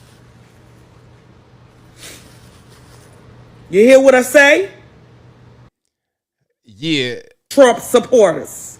What was that? Oh, Trump supporters. To all Trump supporters. Okay. All Trump supporters. Okay? Yeah, I got it. Act like you got some goddamn when that black woman come into the room when she becomes president, okay? Act like you got some goddamn. Look, lady, you might be scaring your grandkids in that Roach Motel, but you ain't scaring me at all. So I'm not going to take that threat any kind of way. You go about your day. Have a nice day. All right. Let's keep on moving here. Now, I've not seen this video. I think he's going to be supporting Trump, but I don't know. Let's check it out. If you're voting for Kamala Harris, then you need to know two things. One, she's a racist cop. And two, wow, just giving the little finger. Okay, that was short and sweet. So I guess he's not really a fan of Kamala Harris. All right, now here's more. Trump earned his nomination through pre-elections. Everybody who was in the race with him, he beat out because of people showing up and voting for him. He earned his nomination. Nobody finds it strange that Kamala doesn't have to earn her nomination. They just gonna tell you who the fuck gonna be there. I'm starting to think that this was the plan the whole time. How strategic at this point, how close we are, pre-election's over, that they say, well, he's dropping out and we got Kamala. This shit was a setup. They knew exactly what the fuck they were doing the whole time. But they say that Trump is a threat to democracy. What kind of democracy is this when the people don't get to choose who they want to nominate? Exactly. That's what I'm saying. It's like, yo, if I was a Democrat, I'd be completely heated. I feel like I'm more upset about that than they are. They were totally disenfranchised, and it was a setup the whole time. They knew what they were going to do. They were trying to figure out a way to get him out. And we saw it coming. We kept asking them, hey, you going to be in there? You going to drop out? You going to drop out? You going to drop out? No, I'm going to stay in there. I'm going to stay in there. And then he drops out. Like a couple of days later, after the last time he said he's going to drop out. All right. So, yeah, it's a mess. But that was very well done. Now, this is from Trump's rally in Grand Rapids. From the moment we take back the White House from crooked Joe Biden and Kamala, I call her Laughing Kamala. You ever watch her laugh? She's crazy. You know, you can tell a lot by her laugh. No, she's crazy. She's nuts. She's not as crazy as Nancy Pelosi. Crazy Nancy. Did you see Nancy Pelosi is selling out Biden now? Did you see? She turned on him like a dog. Well, I don't know if he should continue. All of a sudden, where did that come from? She was 100%. All of a sudden, she's not sure. Not sure means he's gone. But no, she's crazy as a bedbug. So this was, I think, what was this? July 20th? So this is Saturday, right? This is before. Yeah, this is Saturday. This is before they announced. But everybody started writing on the wall. We saw it coming. We saw it coming like when the dead giveaway was when the news started talking about it. When they started to say that he's done and all right, at that point, they got the memo from the White House, basically. They got the memo from the White House to say, all right, man, go ahead and just throw him away and get the public ready for Biden not being there. Don't just do it automatic. Don't do it all of a sudden. Just kind of ease everybody into it. Just put out little reports and then kind of get louder. The debate comes, get much louder. And then after a while, boom, we're going to announce it. Switcheroo. Unelected person as a nominee, boom, let's just do it. Democrats, they dumb, they don't care. That's the mentality that the people in D.C. have, which is why, again, I'll say it again, federal government sucks. I hate the federal government. It's way too big, way too powerful, way too bloated, way too much red tape, bureaucracy, corruption, media relationships with the people in government. This person works for CBS News. They're married to this senator. This campaign staffer is in a relationship with somebody on Capitol Hill, all kind of weird stuff. It's weird like that. Now, yeah, I ain't going to show that. We got more here. And if you like what you're hearing so far, please give the video a thumbs up. Like the video, share the video, do all that good stuff. Now, we got somebody waking up right here. Somebody realizing that a lot of what they were told may not be the truth 100%. So I'm seeing a thing where people are just coming clean like, hey, like I used to be liberal and now I'm not. That's me. I would also like to add into this conversation both political and non-political reasons why I'm no longer supporting liberals or Democrats. And I'm not just saying I was liberal. I fucking went to the George Floyd protests in Phoenix, Arizona. Here's another picture. I got fucking tear gassed. And this is me in a mask. Proof enough. I'm sorry for the cussing. Blame the white lady. I never met a happy liberal the whole time I was a liberal. I met depressed liberals, I met anxious liberals, I met fucking sociopathic liberals. And none of that was ever good for my mental health. Like, I had to get away from that because I was never gonna get better. And not only that, you guys are so insulting and condescending, and I was exactly like you when I was a liberal too.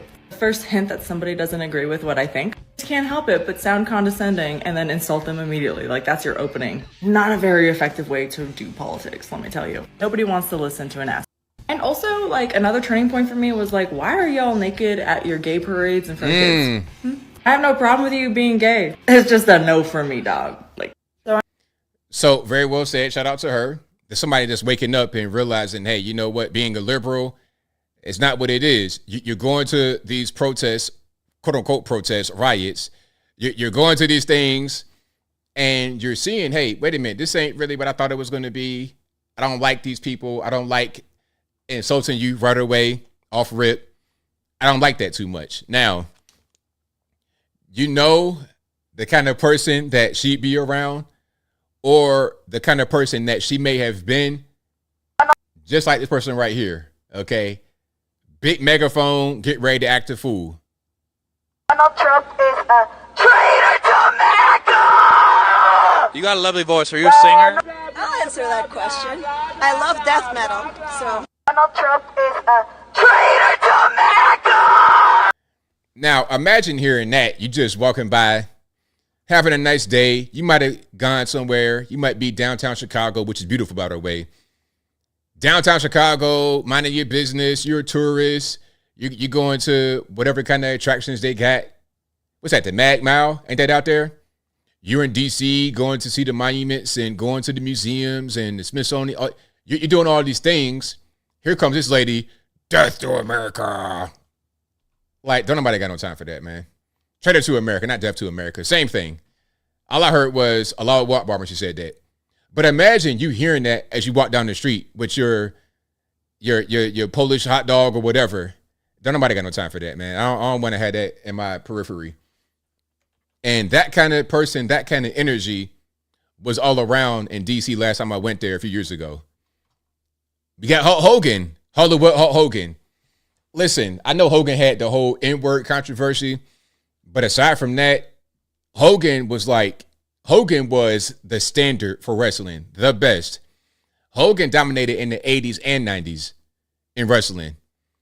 It's kind of like Michael Jackson, right? You know, Michael Jackson might have done some things. He might have had some pictures or something like that, but Thriller, I mean, do we just throw it away? How do we really handle that? How do you just throw away Thriller? Beat It, Human Nature, all of that. You just say, nah, we don't want that no more. Okay. But anyway, here's Hollywood Hogan talking about his decision to support Trump. Well, brother, as an entertainer, you want to sell tickets and you really don't want to split your audience. You know, you don't want to say, I'm a Democrat or I'm a Republican. You want all kind of people come to see you perform. I stayed silent for so long, it was killing me. I watched the border crash and burn. I watched the economy crash and burn. I watched Trump's family be compromised. I watched his business. I watched him try to put him in jail. I was silent and I hardly could hold my tongue. And then when they took that shot at him and tried to kill our leader, that was it for me, brother. I couldn't do it anymore. But that's why I stayed silent, because it was a business decision. It was a weak decision. It was a cowardly decision. But now that's over with, brother. I'm on the team. So there we go. That's Hollywood Hogan announcing why he is supporting Trump. So shout out to Hogan. Shout out to Terry. Okay, doing his thing. NWO. Man, listen, the NWO, some of the best times of my life as a kid was during that time. Oh my goodness, man. NWO, that whole WCW, NWO, it was phenomenal. It really was. It was crazy. Then they had Dennis Rodman come in there. That might have been during Bulls time. It was nuts. The 90s, listen, when I have kids as a pawpaw, 50 years old with a brand new baby, and then they're asking me when they get to be older, Dad, what was it like growing up as a teenager in the 1990s or as a little kid in the 1990s? I'd be like, man, listen, just you got a few days to sit down in front of me and just listen to me talk. I'll talk to you all day about that. That was a really wonderful time to be growing up in the 90s. Although you had a lot of crime and violence from the crack era, once that started to subside, it was beautiful. Now we have Gretchen Whitmer talking about J.D. Vance and Donald Trump coming to Michigan. I think that was for the Grand Rapids rally. All right, check it out. This is, again, the governor of Michigan, Gretchen Whitmer, who allegedly was going to be kidnapped by some federales, but it didn't happen because they were federales. Check it out. Welcome to Michigan, Donald Trump and J.D. Vance. Here are 3 things you should know about our great state. 1, here we protect reproductive freedom. We're not interested in your national abortion ban. 2, we always find ways to put money back in Michiganders' pockets by lowering the cost of prescription drugs, education, housing, and so much more.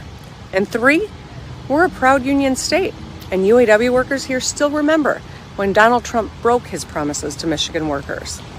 Oh, and one more thing.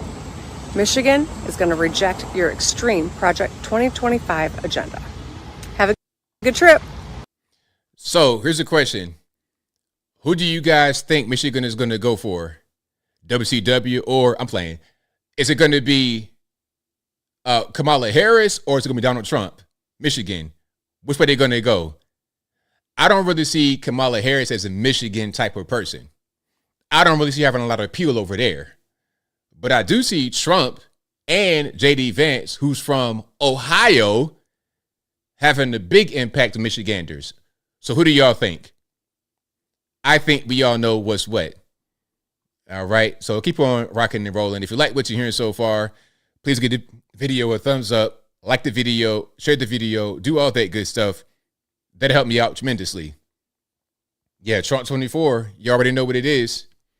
Now, this person had a meltdown when Biden dropped out. Hopefully, he's doing better. We wish him well. But, sir, one thing you got to do is get your emotions in check. If I had, I got nieces, nephews, everybody, I'd be like, man, you got to get it together. Get it together. If I see one of my nephews in front of me and he been acting crazy, I'd be like, look, man, you got to get it together, man. You got to tighten up. Like, don't nobody care about none of what you're doing. You could die, and that's fine. If you want to die, go ahead.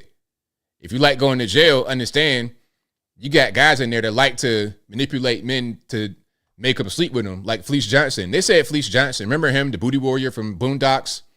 We can do this the hard way or the easy way, choice is yours. There was a thing I read that said he had assaulted over 130 men in prison.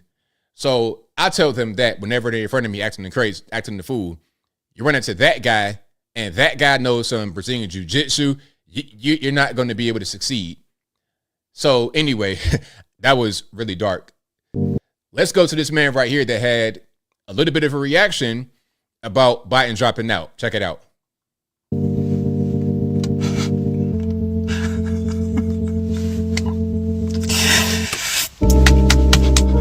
He dropped out!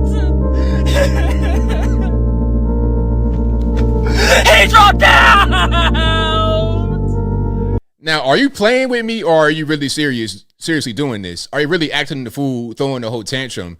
This is like when the toddler is in the store and they just on the ground acting the fool. Mom, I don't want to go in the car.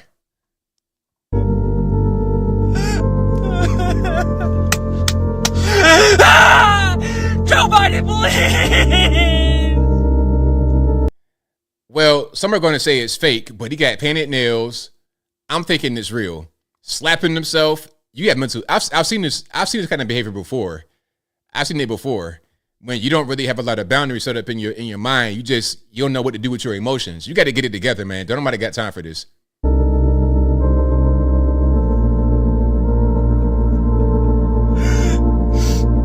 Gen Z, we need to band together. Please.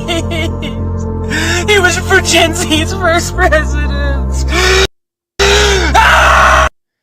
So there we go. Now, it's a little bit dramatic. Could be fake, but your appearance is not fake though. I'm looking at how you look. I'm seeing you're like an adult but still a child, and you got painted nails. You're in like Arrested Development. Even if you were faking for Instagram or TikTok, you still got some problems. You still got some issues. But yeah, sir, let's get it together, man. It'll be okay, man. The sun gonna shine tomorrow. I promise it will. Just because Paw dropped out does not mean that you won't be able to go get your chicken tendies and your Pop-Tarts in the morning. Okay? I was watching this clip, and I know I'm like really into the health and food and stuff like this. I was watching the clip of guys on a construction site, and they were being asked what the breakfast was. A lot of the guys, I think the biggest answer was Pop-Tarts. If you're eating Pop-Tarts as an adult, I need you to stop. Just stop. Pop-Tarts and that ain't nothing but a piece of sugar. It's just sugar. It's not like nutrition. It's sugar. Don't eat that. Don't eat that. If you're a kid, I mean, it's whatever. You know what I mean? Have fun a little bit. But you're 35 years old eating Pop-Tarts in the morning, man, stop. Anyway, we got this from MSNBC. I think I saw some of this, but I don't know a lot about it. I'm jumping out of my seat over here watching this. I think people have been thirsting for this. And I'll just say this, you know, and I'm with Tim. I'm jumping out of my seat higher than you, my brother. I'm just going to say that. There was a twinkle in her eye. There was a kick in her step that, you know, when you're vice president, you know, you're not loose. You can't, you know, there's somebody above you. There's somebody, you don't want to overshadow them. And this was quite the coming out. And I got chills when she said, Donald Trump, I know your type. I was blown away. I was like, I kind of fell in love with her. I thought she was. Sir, the brown nosing is crazy. I mean, good grief. Sir, you don't got to do all that. In love with her, you could just leave it and say, I was impressed. She did a good job. In love, that's next level. She was smart, engaging. She's funny, feisty, twinkle in your eye, punch you in the gut. I mean, everything you kind of want. And I just thought it was a great, great opening act. She looked completely comfortable tonight with the words she was speaking. They felt organic and genuine. I'm jumping out of my seat over here watching this. This guy has pearls on. Pearls. Since when did men wear pearls with like a jean shirt? Anyway. But yeah, somebody said, how about toaster strudels? That's like the fancy version of a Pop-Tart. I'm not eating the Pop-Tart. I'm eating the pastry. I was like, all right, whatever. Go ahead, man. Listen, it's okay to have little sweets and stuff every now and again. It's cool. You know what I mean? But if your routine every day is eating the Pop-Tart in the morning, and then for lunch, chicken tendies, and then for dinner, fried chicken and Mountain Dew, I mean, you're destroying yourself, man. Please stop. I want you guys to have a nice, healthy life. A nice, healthy life. Hey, have some fresh avocado toast. It'll change your life. I promise it will. All right. Let's keep on rocking and rolling here. We got a little bit more to get into before we get into the calls. All right. And there's more. Oh, this is pretty good. Hold on. Matter of fact, it's not even the actual video. I got to find that video. They did they were asking women in Wisconsin about Kamala. And it was pretty good. Let me see if they're going to let me find it. But if you like what you're hearing so far, please give the video a thumbs up. Like the video, share the video, do all that good stuff. There he is. That'll help me out tremendously. All right. So this is like a focus group, I suppose, in Wisconsin of women. I think they're all white women. And they're being asked about Trump versus Kamala. And I think these are all Trump supporters. Yeah, it says Wisconsin Trump voters on Vice President Harris. How do you perceive Vice President Harris compared to President Biden in terms of competency and experience? I think she's worse. She doesn't even know what's going on at the border. Right. And that's what she was supposed to be doing and in charge of. I mean, as a school teacher, if I did not do what I was supposed to be doing, you better believe my job would be in jeopardy. Well, it isn't. It not only was her job not in jeopardy, she was just handed a promotion. Is there anyone that... That was a really good point. So remember, Kamala Harris was appointed to be the border czar, and the border's wide open. So obviously you're not doing your job appropriately. You're not doing your job right. But rather than being fired for not doing your job right, or at least not right in our eyes, shout out to Anton again. When I was on the panel, 2K, he was saying that maybe her job is to keep the border open and let all the migrants come in. But from our point of view, it's supposed to be to keep the border closed, but she's not. She's not doing her job at all, what she was tasked to do. So rather than getting fired, she got a promotion. That does not happen in regular everyday life. Handed a promotion. Is there anyone that Kamala Harris could appoint as her vice president that you would find reassuring? Would make you consider voting for her? No. Never consider voting for her. No. I would do RFK Jr. way before her. Yeah, same. Absolutely. Yeah. And she's not the first woman to run for the presidency, Hillary Clinton. I'm assuming no one voted for Hillary Clinton in 2016. So now let's pause for a second. Hillary Clinton had she had everything on her side. The whole Democratic Party, they were in her corner. She had already been a Secretary of State. She had already been the First Lady for 8 years. Name recognition, white lady, all that, and got stomped out by Donald Trump in 2016. She had double the money, name recognition, everything was in her favor, and still got stomped out by Trump in 2016. So I don't see how Kamala Harris can go against Trump and do better than Hillary Clinton did. Hillary Clinton, although I don't like her policy at all, is light years beyond Kamala Harris as far as qualification for the job, in my opinion. Although I don't like them both, I would never in my entire life, ever, even in the afterlife, vote for Kamala Harris or Hillary Clinton, but I can still recognize that Hillary Clinton's better. If the better person got stomped into line by Trump in 2016, how is the worst person going to succeed against Trump in 2024? It doesn't make any sense. All right. it's not necessarily going to sway you to vote for a woman in office. When do you think America will have a female president? When there's a competent one. I don't get a good feel for her. I think she's an idiot. Right. Mary, why do you think that she's not that bright? Because she hasn't done anything in the time that she's had. We don't know anything about her as far as her 3 years so far in the White House. She's not real smart. Very well said. So shout out to them. Shout out to them. Very well said. 100% on point. Yeah, she's not a smart person, not a good candidate. It is what it is. People don't really like her. They do not like her too much at all. All right. Now, we got more here. There was a protest outside on the Capitol today. Can we watch this or not? And I think they were bussed in. Yeah, it was a mess.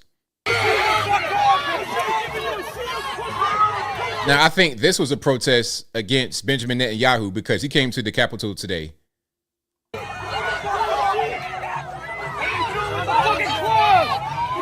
What are you doing?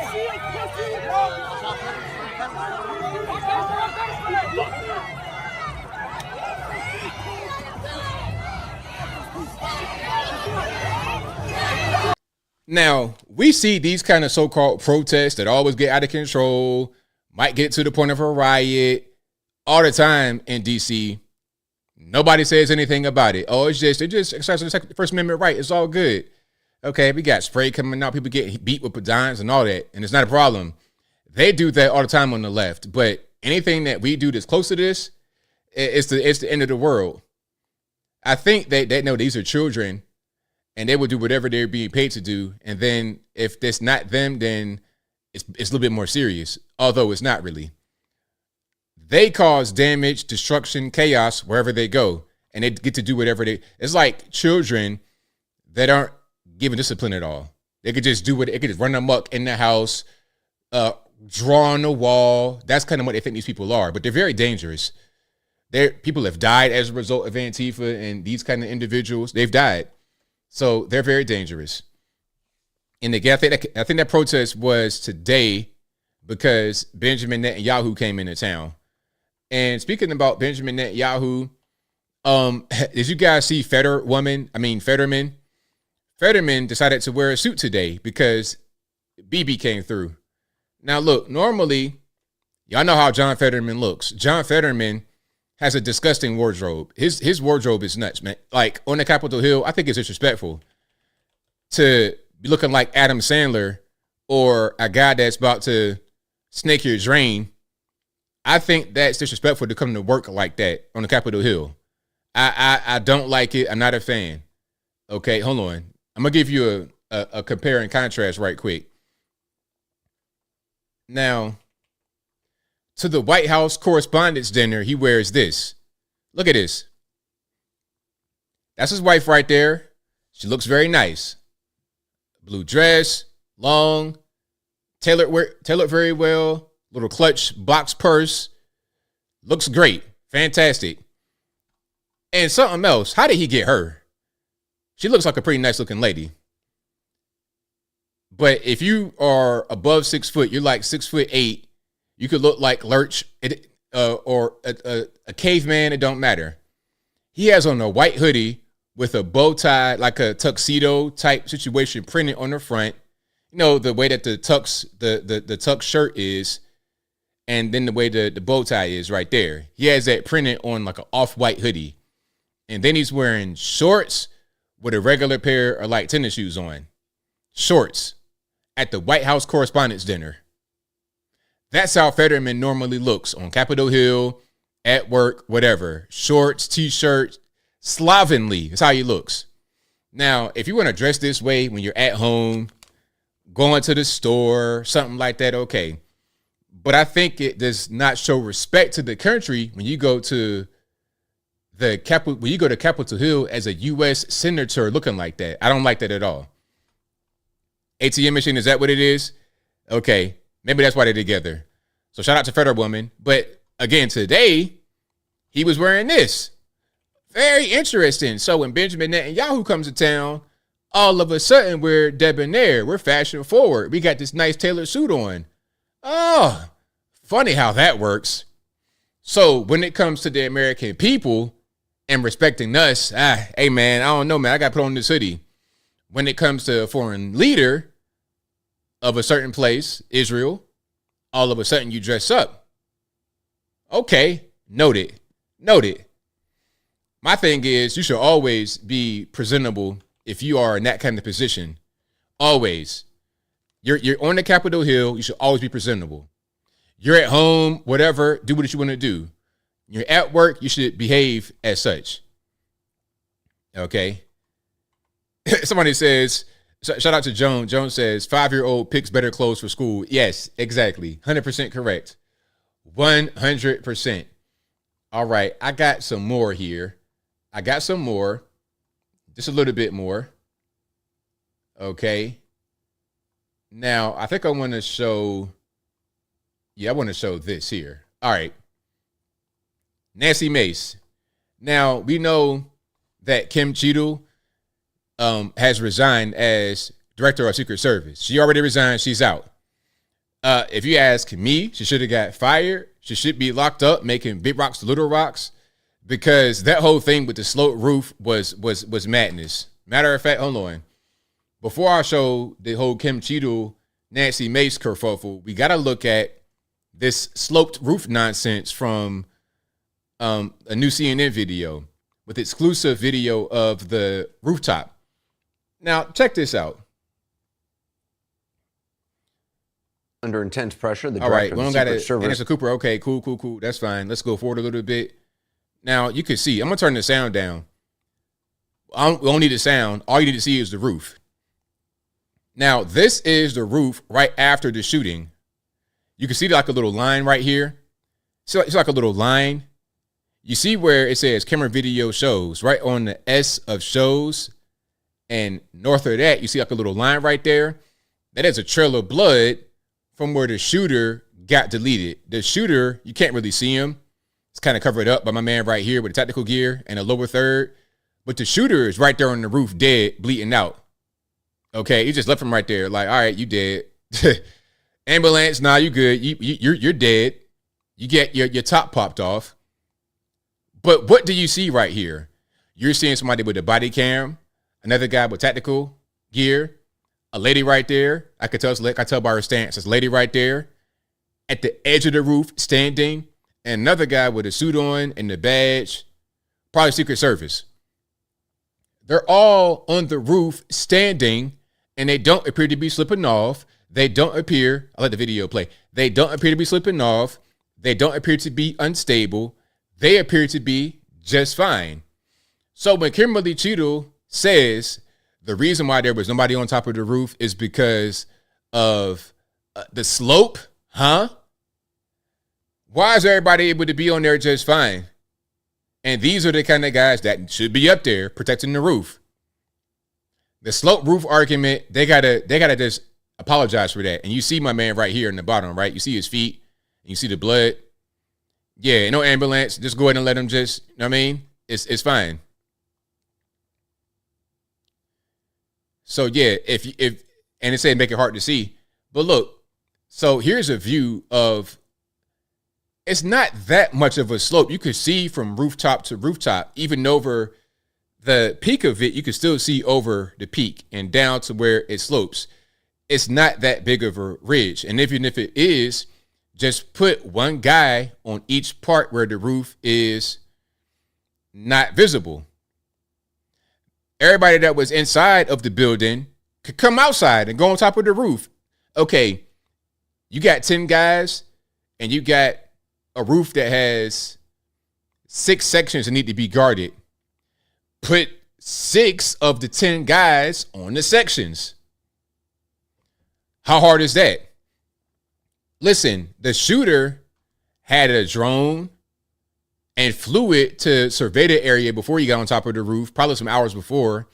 He had a drone, a rangefinder. He was Googling stuff, Googling mass shooters, Googling the JFK assassination. He did like I said before, he did everything to be caught. He did everything to beat the sorest of thumbs standing out. He did everything and they didn't catch him. Normie saw him. Everybody saw him. Secret Service saw him. Police saw him. But nobody did anything until it was too late. Nobody did anything until it was too late. And then what they say? Oh, it was a slope roof. No. Either this is just incompetence or it was on purpose. Or a combination of both. So yeah, that whole thing is exactly, Jim. They're having the whole party up there. Where's the hamburgers and hot dogs and the coleslaw? Okay, bring some beer up here while you at it. We could just have a whole party. Bring some music, a DJ, all of that up there. This is crazy. So yeah, I think that there needs to be a real investigation. Not just, you know what? And I'm not trying to interfere with the FBI at all. There needs to be independent journalists on this case. Independent completely. Guys and girls that have time to really be out there asking questions, being able to figure out what's going on, going undercover, Project Veritas style. We need that to crack this case. Because we know that the mainstream media will tell us anything. We know they'll lie to us. We know that for a fact. They've been caught lying red-handed. Remember the whole thing from CNN? Fiery, but mostly peaceful protests. They got caught red-handed. Now, before we get to the calls, I got to go a little bit dark. And I'm sorry. We got to talk about the police shooting. Yes, we do. I apologize for that, but we got to do it because I know if I don't do it, people are going to get upset. If I do it, same thing. But Sonya Massey. Okay, now Sonya Massey was shot and unfortunately killed by cops in Springfield, Illinois. This is not Chicago. This is closer to the southern part of the state. Okay. Springfield, Illinois. Now, what happened was, hold on, do I have it?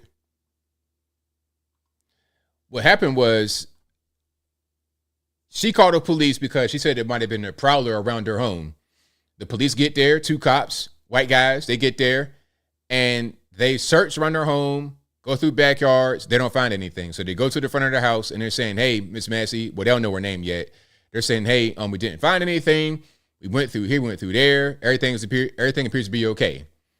Now, as they were getting ready to leave, after they told her that and talked to her for a brief period of time, as they get ready to leave, the one cop is maybe noticing that something's a little bit wrong with Miss Massey. And he's asking about her mental health and how are you doing? And she's like, well, I'm on medication, blah, blah, blah, blah, blah. He may see that there's something wrong. So then they go into the home to talk to her a little bit more because they might need to put her on 5150 medical hold, mental health. Okay. They don't want to come to the house and miss an issue that could be going on, because if something happens later, then, well, you guys didn't pick up on it. You were there. You didn't see what was happening. It could have been somebody in the house tied up, bleeding. So they went into the house for that. Now, obviously, this woman is not a threat to these guys. And it was a light conversation. They were kind of laughing and joking a little bit. But then they wound up shooting her and killing her. Okay, so I wanted to find a shorter version of it, or a better version of it. I'm going to just play from YouTube because it's probably going to be the best way. Now, as they go in there and they talk to her, I could tell there's miscommunication because they ask her name and she says it, but they don't really hear her. Then they said, let me get an ID. And then there's 2 cops, remember. One of the cops is talking to Miss Massey. The other cop is just standing there. She's on the couch in the living area, away from the kitchen. The cop is over toward the door speaking to her, but close to her. The other cop is closer to the kitchen. So the cop is talking to the lady, sees that the pot of water is on the stove, or a pot of something, and then he directs to him, hey, turn it off right quick. But she gets up and turns it off. Now, what should have happened right there was it should have told her, hey, don't go anywhere. We got it. We'll handle it. But they tell her to turn the water off. Now, she has water in her hand, a pot of water in her hand.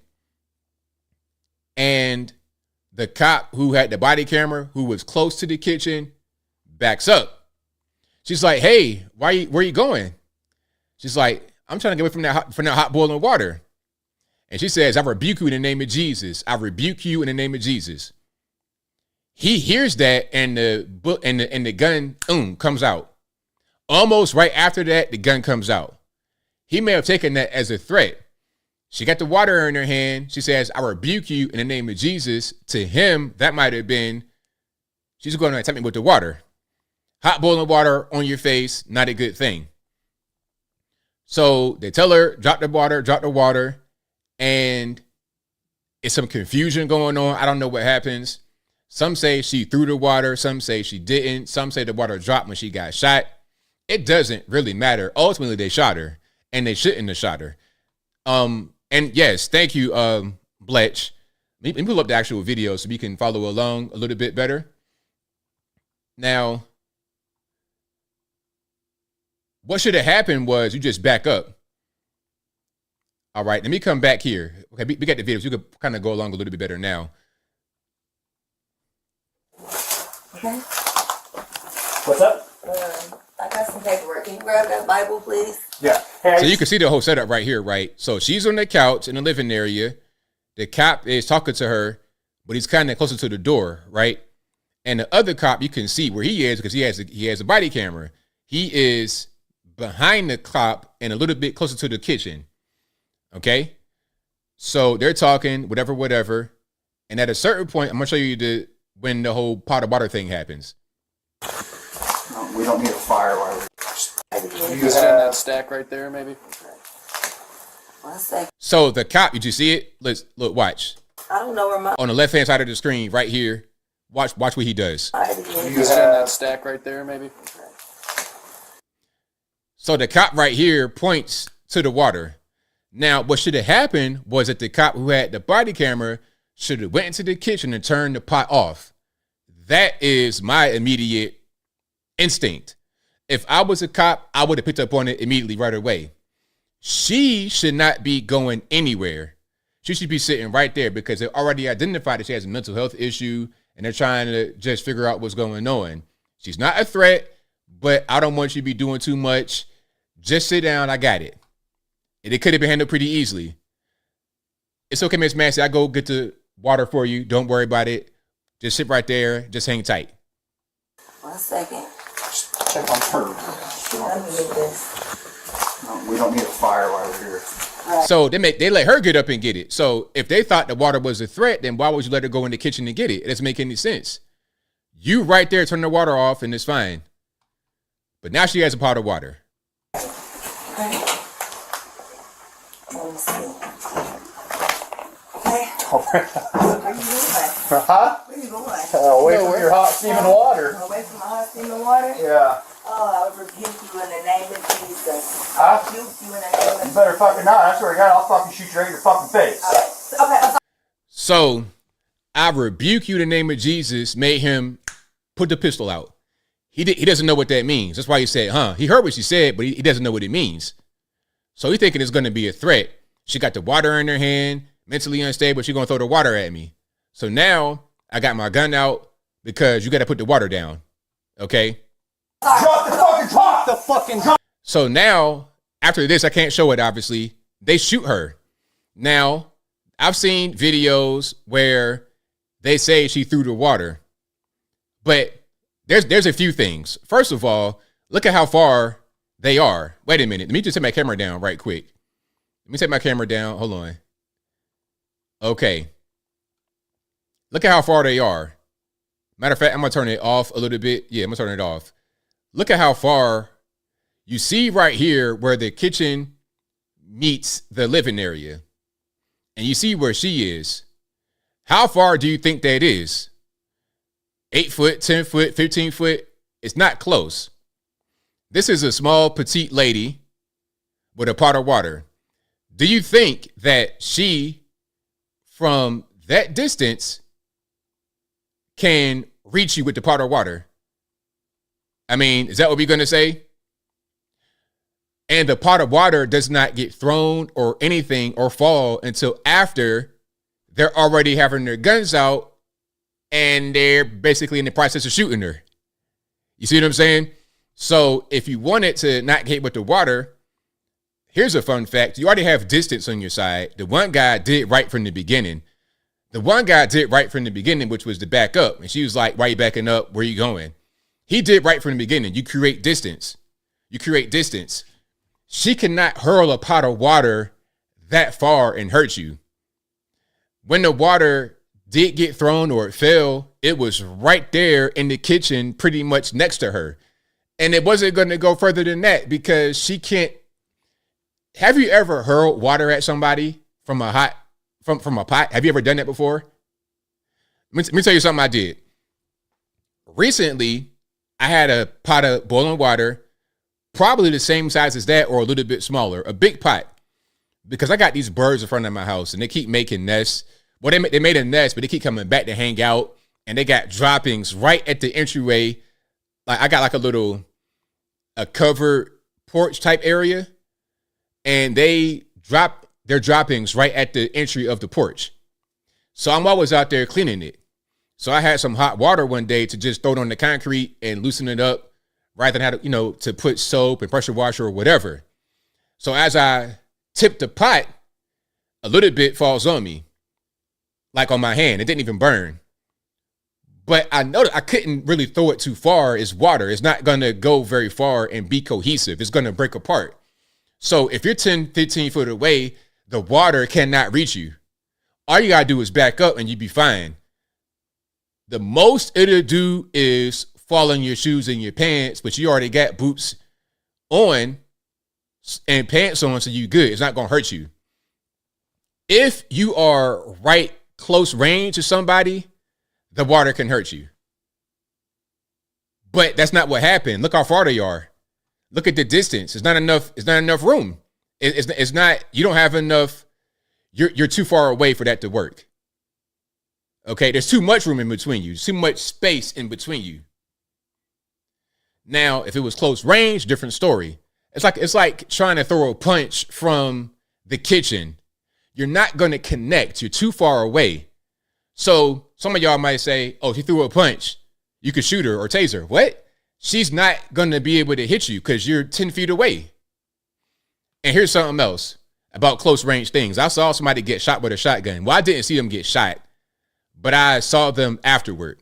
Many years later, my man I used to stay out there in Virginia with, I used to always see him just outside. And every time I see him, he come up to me and give me his story. He had brain damage, obviously. Everything was messed up. Like all of this, his face caved in. He had skin grafts everywhere. White dude, big white dude, bigger than these guys because he was obese. But I could tell by him in the wheelchair, he might have been as big as these football playing looking white guys when he was younger. But he was messed up. But if that same shotgun was shot from a distance, it wouldn't hurt him at all because it's a close range weapon. So yeah, a little bit of common sense says a pot of water thrown from 15 foot away cannot hurt you. So the cop who shot her is in jail and he's going to go to prison. He's been charged with murder. They investigated it and they said, okay, you did too much. Now you're going to prison. But wait, there's more. He had been to 6, not 1, not 2, not 3, but 6 different PDs in 4 years. And he had 2, not 1, but 2 DUIs during that time. Obviously, you got some problems. You shouldn't have been the cop. But guess what? When you want to defund the police and criticize the police to the point where it's unnecessary as a collective, if you got one guy that does something wrong, criticize him, not the entire force. But when you do that on a large scale, what happens is you're going to get lower quality officers as a result. Like guys that have been to 6 PDs in 4 years and they got 2 DUIs and you pled guilty to the DUIs. You didn't even try to fight it. You got caught. You got mugshots, homie. You got some problems. You shouldn't have been the cop. You shouldn't have been the cop at all. And then what he was saying afterward, it was so callous. The B is crazy and I ain't gonna waste my med stuff on her because she breathing, but she about to be dead anyway. It was terrible. It was really, really, really bad. You know, and me, I'm the kind of guy, I look at things objectively. I won't be biased with it. If a guy who I normally don't like does something good or says something good, I'll give you your credit. I'm not that kind of person just to be biased against a color or an occupation or whatever. I'll judge you based on you. And in this case, that cop was 100% dead wrong, and there's no real way to excuse it. The water thing is just bogus because you had distance. There was no reason for you to close the distance to shoot her. If the pot of water was a threat, why would you get closer to her? That doesn't make any sense. Logic says, hey, the water is a close range weapon. If I'm far away, she can't hurt me. Now, if she charged at him or something like that, it's different, but that didn't happen right. She was in the kitchen the entire time. She got shot right there. Shot right there. Right, look, right here. And you see the distance, how far they are away. Anyway, so yeah, that's my thing. But if you like what you're hearing so far, please give the video a thumbs up. Like the video, share the video, do all that good stuff. That'll help me out tremendously. So, and then here's something else. I'm gonna point to a part where they, where the backup comes in. You want to run? So, this might be the chief, or I'm not sure who this is. Is there anything you think we can do for her? No. All right, I'm not even gonna waste my med stuff then. The sheriff. You want to run down real quick? Nope, not yet. All right. House is cleared. She was the only one. Where's she going? No, she had boiling water and came at me with boiling water. You shot her? Yeah. She said she was going to rebuke me in the name of Jesus and came at me with boiling water. That's what all this is. I was standing right here. All right. See, all, like, there was a lot happening right there. Sheriff is like, hey, where the gun at? Where's the gun? Okay, you shot her. Where's the gun? Oh, no, it's not no gun. It's just a pot of water. She said she was going to rebuke me in the name of Jesus, so I had to shoot her. Did I hear that right? Let's go back a little bit.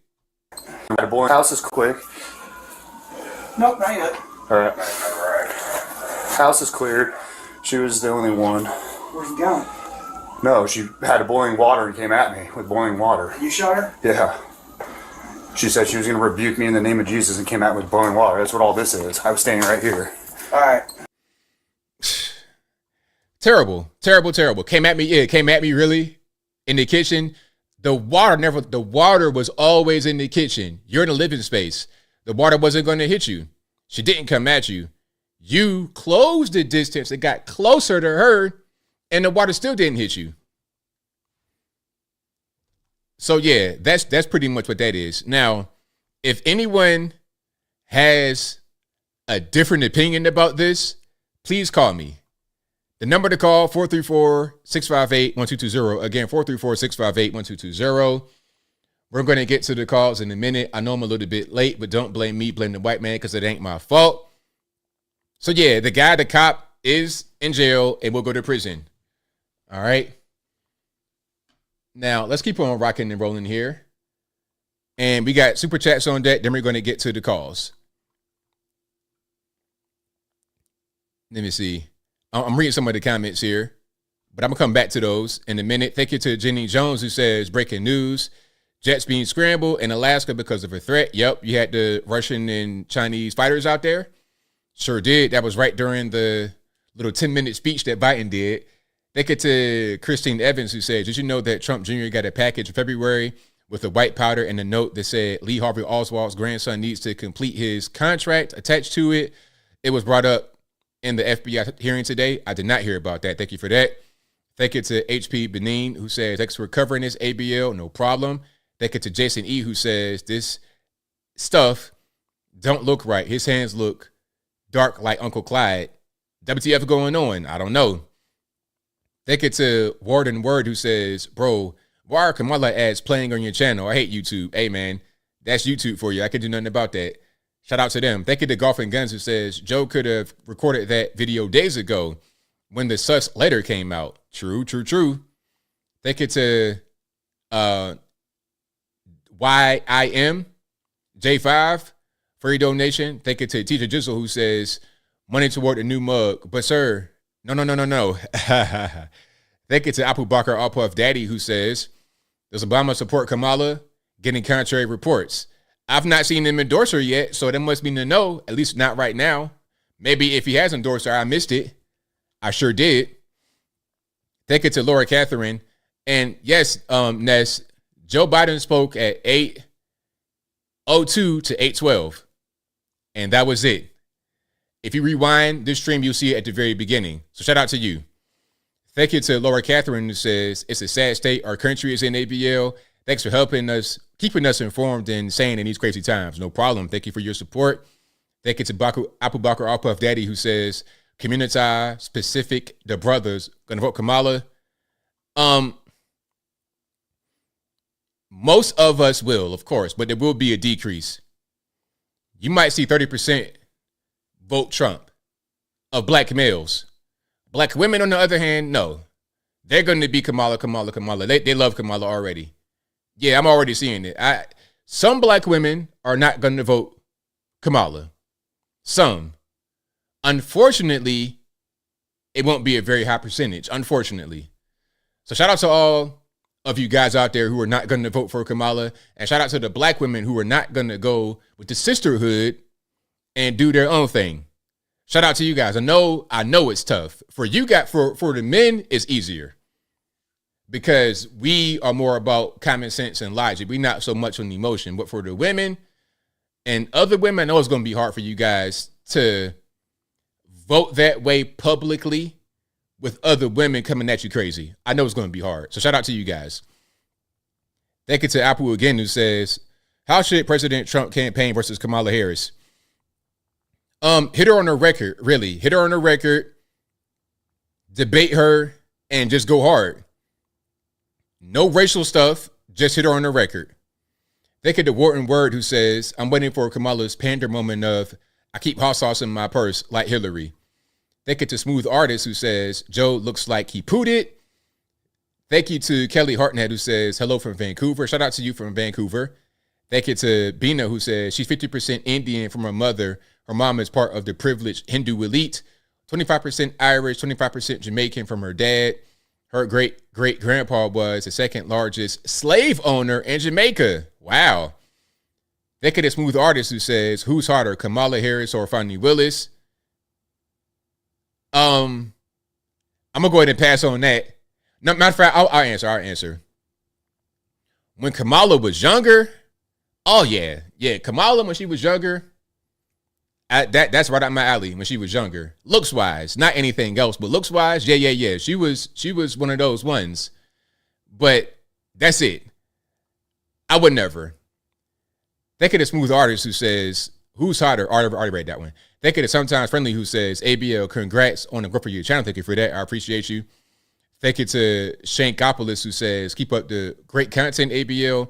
I've been a follower since 2016 and always look forward to seeing what you have to say. Thank you for being here. I really, really appreciate you. It means a lot to me. 2016, a long time ago. You know, we're going into our second election. We covered the 2016 together, 2020 together, and now here we are 2024. So thank you a lot. It means a lot to me. I appreciate you for your long-time support. And we're going to keep on going. Thank you to San Diego Varsity Sports who says, I knew a political speechwriter from 90s. He said a lot of swinging parties, cheating. I will stop there. Sick world in politics. Absolutely correct. And again, shout out to my main man, Anton Daniels, for your super chat. Shout out to Red for your super chat. Thank you to Lou Laundry for becoming an ABL supporter. Thank you to Ramon Shamon, who says, keep up your good work. ABL will do. Thank you for your very kind words in your super chat. Thank you to Andrew Lapinesi, who says, bruh, she's literally drunk. She's a drunk Canadian. Speaking about Kamala. Thank you to Michael Critchlow, who says, mass deportation now.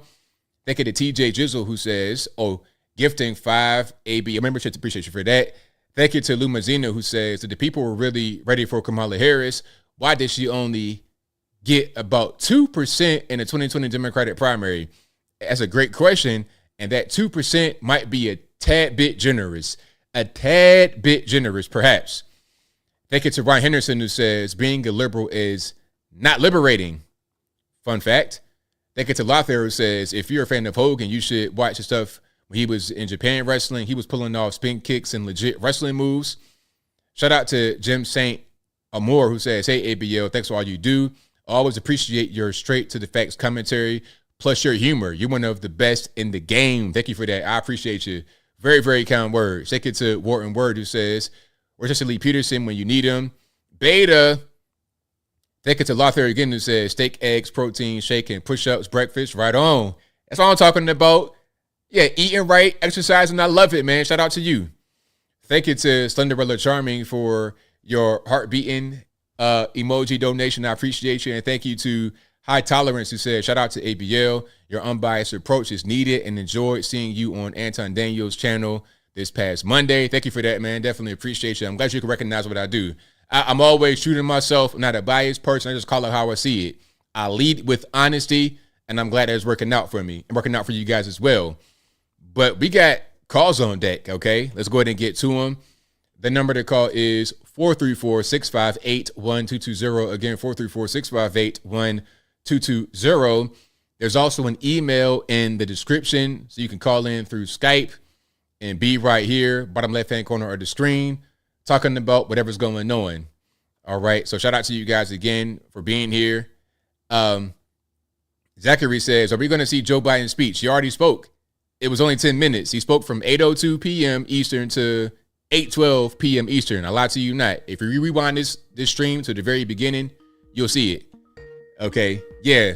For you guys just now coming in, the speech already happened. 8:02 to 8:12. It was 10 minutes. All right, let's go ahead and turn this sound down a little bit. And there we go. That should work out pretty well. 843, you're on the line. Who am I speaking to? ABL, Rocco, call from South Carolina. All righty, man. What's going on?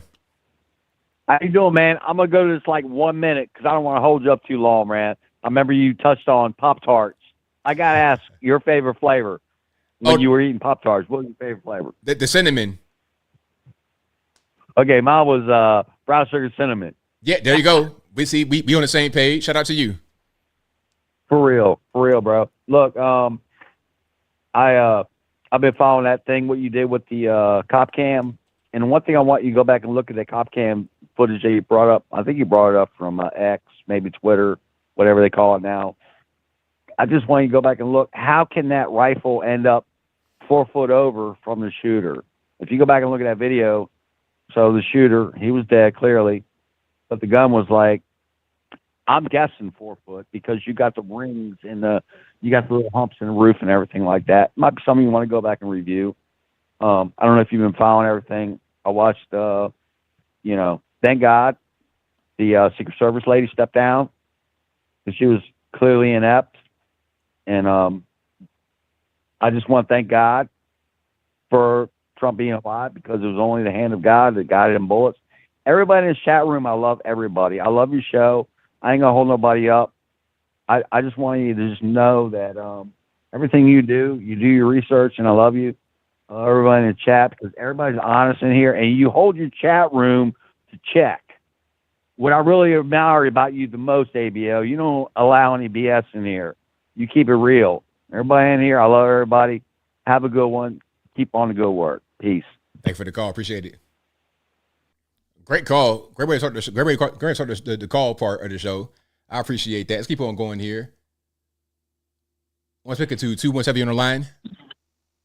ABL, this is a lady who lives in Springfield, Illinois. All righty. And I live about a mile away from Sonya Massey. Okay, and I don't know her, but it's a whole tragedy for this whole community. And I just wanted to mention just a couple things about it. I feel like I'm gonna cry. I didn't expect that. But what I want to say is, there's nobody who has anything but sadness and grief about what happened, okay? Really shocking, terrible tragedy. I want to say that this community, I don't hear anybody saying anything in support for the fact that this guy was ever hired. People want the sheriff to resign.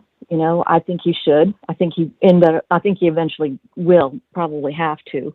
But I just want to mention that, because I don't think that's been said very much. And I don't think that's been talked about very much too, that, aside from the fact that this gentleman, this young guy, he's 31. Sonya Massey was only 36 years old. But this 31-year-old sheriff's deputy who was the perpetrator for this had also been discharged from the military for misconduct after only 2 years. So I didn't even know that. That story broke today.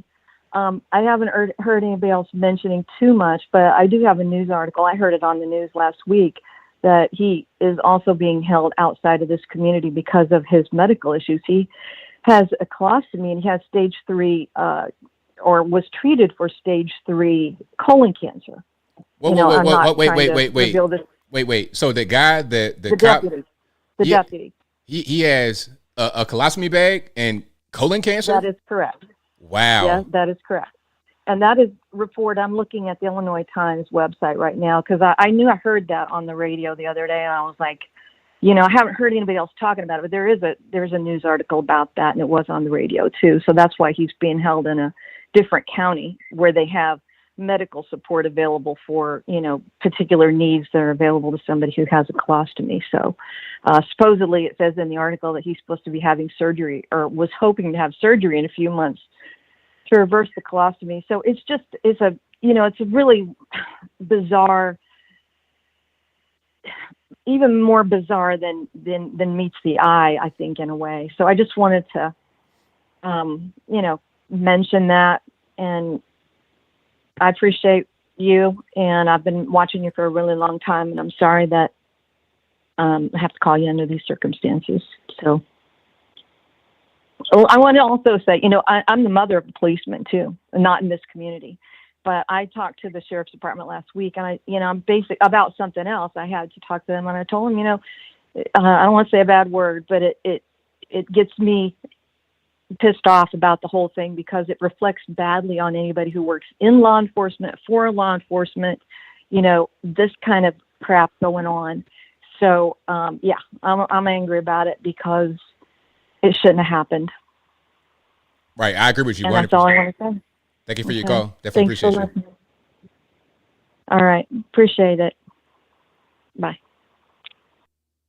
Great call. Great call. Now, she said that cop had a colostomy bag. Now, you guys know what that is, but if, we got young viewers or you might not be American, I'm going to show you what a colostomy bag is, and I'm going to explain it, and it's not going to be gross. Well, it might be a little bit gross when I explain it, but it's not going to be a gross picture. So this is a colostomy bag. So basically, this bag will attach to your colon from the outside. If you have any kind of issues with your colon, you might have got shot, whatever it is. The guy he had cancer, he didn't get shot. But you will move your bowels in that bag, okay, rather than a normal way. So if you got a colostomy bag and colon cancer and you had 2 DUIs and you've been moved to 6 different PDs in 4 years, maybe you shouldn't be on the force. Maybe you should be trying to heal, get yourself together or something like that. Okay. And before that, he was in the military and got discharged. I guess dishonorable, I suppose. It's a mess, man. This guy shouldn't have been in his position where he was. He should have been, like somebody said, he should have been on desk duty. He shouldn't have been out there in the street. But when you may be short on officers, when you are having a hard time recruiting officers because of the whole defund the police and all cops are bad and stuff like that, then you get lower quality cops. Like I said before, in Miami during the whole drug situation in the 80s, the drugs completely overtook the city. And the gangs and whatnot, the boat lift, the migrant crisis they had down there in the 80s, it got so bad to where when they were trying to recruit officers, they kept reducing the standards and lowering standards. First it was you couldn't have had any kind of drug use or felony. It got down to the point where if you're not high during the interview, you're hired. And one entire class of Miami PD back in the 80s, one entire graduating class of Miami PD went to jail or died, the entire class, because you're dealing with lower quality people. That's why. Let's keep on rocking here. 404, you're on the line. Who am I speaking to? Mr. Logan, this is TJ Jizzle. How are you, sir? I'm doing well. About yourself? Well, I'm doing well. I'm gonna be really brief. I really have to jump on the Kamala wagon in that Bina had it right when she said Kamala's family comes from a very wealthy family. On top of that, I'm actual friends with some of her Kappa girlfriends who knew her. They don't like her. None of her Kappa, none of her sorority sisters like her. They never supported her. She was only brought into Kappa because of her money and because of her influence. So even back in the day, if you know a solid Kappa girl and you ask her about Kamala, they will roll their eyes and suck their teeth. None of them like her. They never did like her. So that really says a lot about, they only used her. They, just like Biden used her, they used her too. And her, I hate to say it like this, but her saying who's the best rapper alive, her saying Tupac to me was, for some, not all, but it was a hair's breadth away from her being like, yeah, but I have black friends. You know, I mean, that's how the only reason why you said Tupac is because that's all you can think of. Because that's all you know. Tupac and Snoop Dogg, or, you know, somewhere along those lines. And I'm just, it's really, if people actually knew who she really was, and it truly is, what they're doing is, it's like money laundering. To take that money it's almost like money laundering. Definitely campaign finance misappropriation.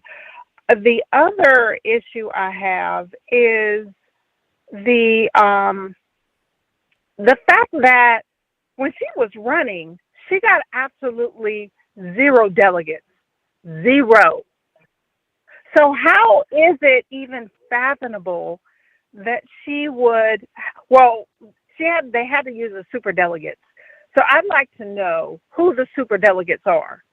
Who were the super delegates that gave the nod? Because, I mean, I absolutely, when I said to a friend of mine who I've known for 35 years, I said she legitimately cannot be the nominee, not the way that they're going about it.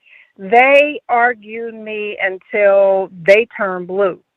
I was like just watching their head fall off and explode. But I'm trying to tell them, you cannot, it doesn't work like this. The way that they're doing it, it doesn't work like this. And like you said, if anybody should be outraged, it should be all of America. It should be all of America, because this is how democracy falls. This is how it falls. Yeah. Right on. Thank you for a great show. Thank you for a great show, sir. Thank you for your call. Definitely appreciate you. Alrighty. Bye. That's a great call. Shout out to TJ Jizzle for the great call. Fantastic. Yeah, you can't just select somebody after they already got elected. Like, after somebody got elected, okay, primary election, you can get my camera fixed. The primary election, they voted for Joe Biden.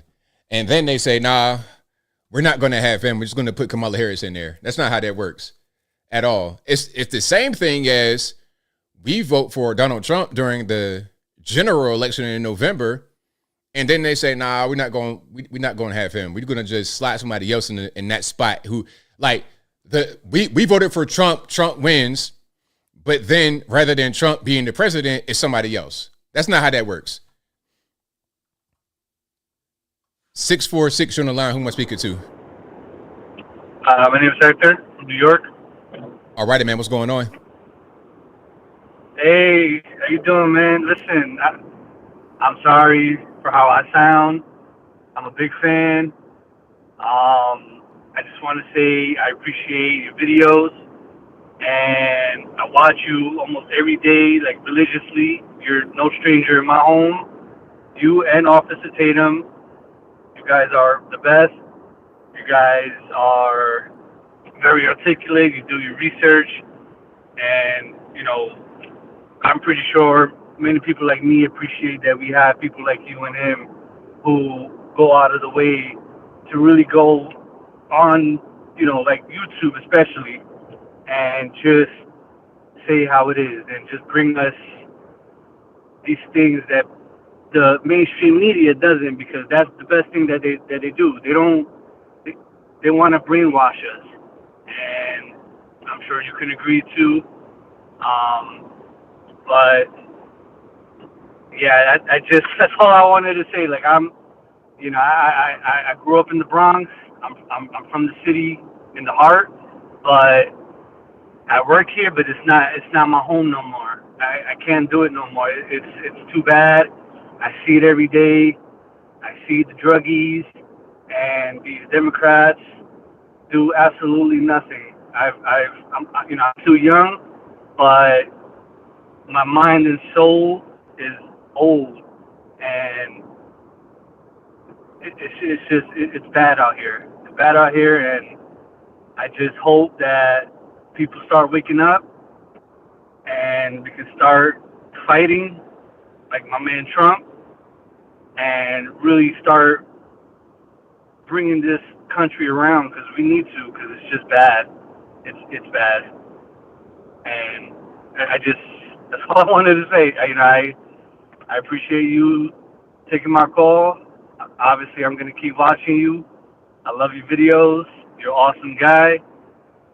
Great beard, by the way. And yeah. Thank you for your call, man. Take Definitely care. appreciate you. All right, man. Have a good night. All right, great call. Shout out to the caller. But yeah, man, you realizing what's going on. You see what's happening around you. You know, you believe. It's like, who are you going to believe, me or your lying eyes? You believe in what you see every day, what you experience all the time in that particular place. So, yeah, man, time to go ahead and roll out. Time to go ahead and roll out, man. Do something different. But shout out to you, man. Great call. 215 hit online. Who am I speaking to? Hey, ABL, can you hear me? I hear you well. Hey, so basically, I had somebody I was friends with, and we ain't really friends no more. We've been cool for years. So here's what happened. So he was bragging about how one of his coworkers, right? One of his coworkers was a Trump supporter, and I guess he had like a Trump sticker on his car. So he said what he did, him and a couple other workers did, they went to the dude's car and basically took a bunch of duct tape and wrapped it around his entire car so he couldn't get inside of his car just to mess with him, pull a little prank on him. And I'm like, I said, nah. Like, basically, they said they wanted to really vandalize his car if it wasn't on camera. I said, nah, bro, that's wrong. You shouldn't do that. Don't touch people's stuff, because that's not cool. Because you want somebody to do it to you. If you a Biden supporter, you wouldn't want somebody to do it to you if you was a Biden supporter. Now, if somebody did it to you, you would complain. Right? Yeah, exactly. That's just a crazy thing to do. Yeah. So he said no, but then you support a candidate that don't like black. But I said it ain't even about that. It's just you trying to justify it. But then he got all triggered and got mad. And I'm like, no, it ain't even about the supporting who. It's just you don't touch people's stuff just because you disagree with them. Your best bet, if you choose not to rock with the person, just don't speak to the person. Don't rock with them, and y'all go y'all separate ways. But all that other stuff, nah. See, that's a whole nother boundary you cross, and that's how you start problems right there. You end up starting issues like that. 100% correct. Absolutely.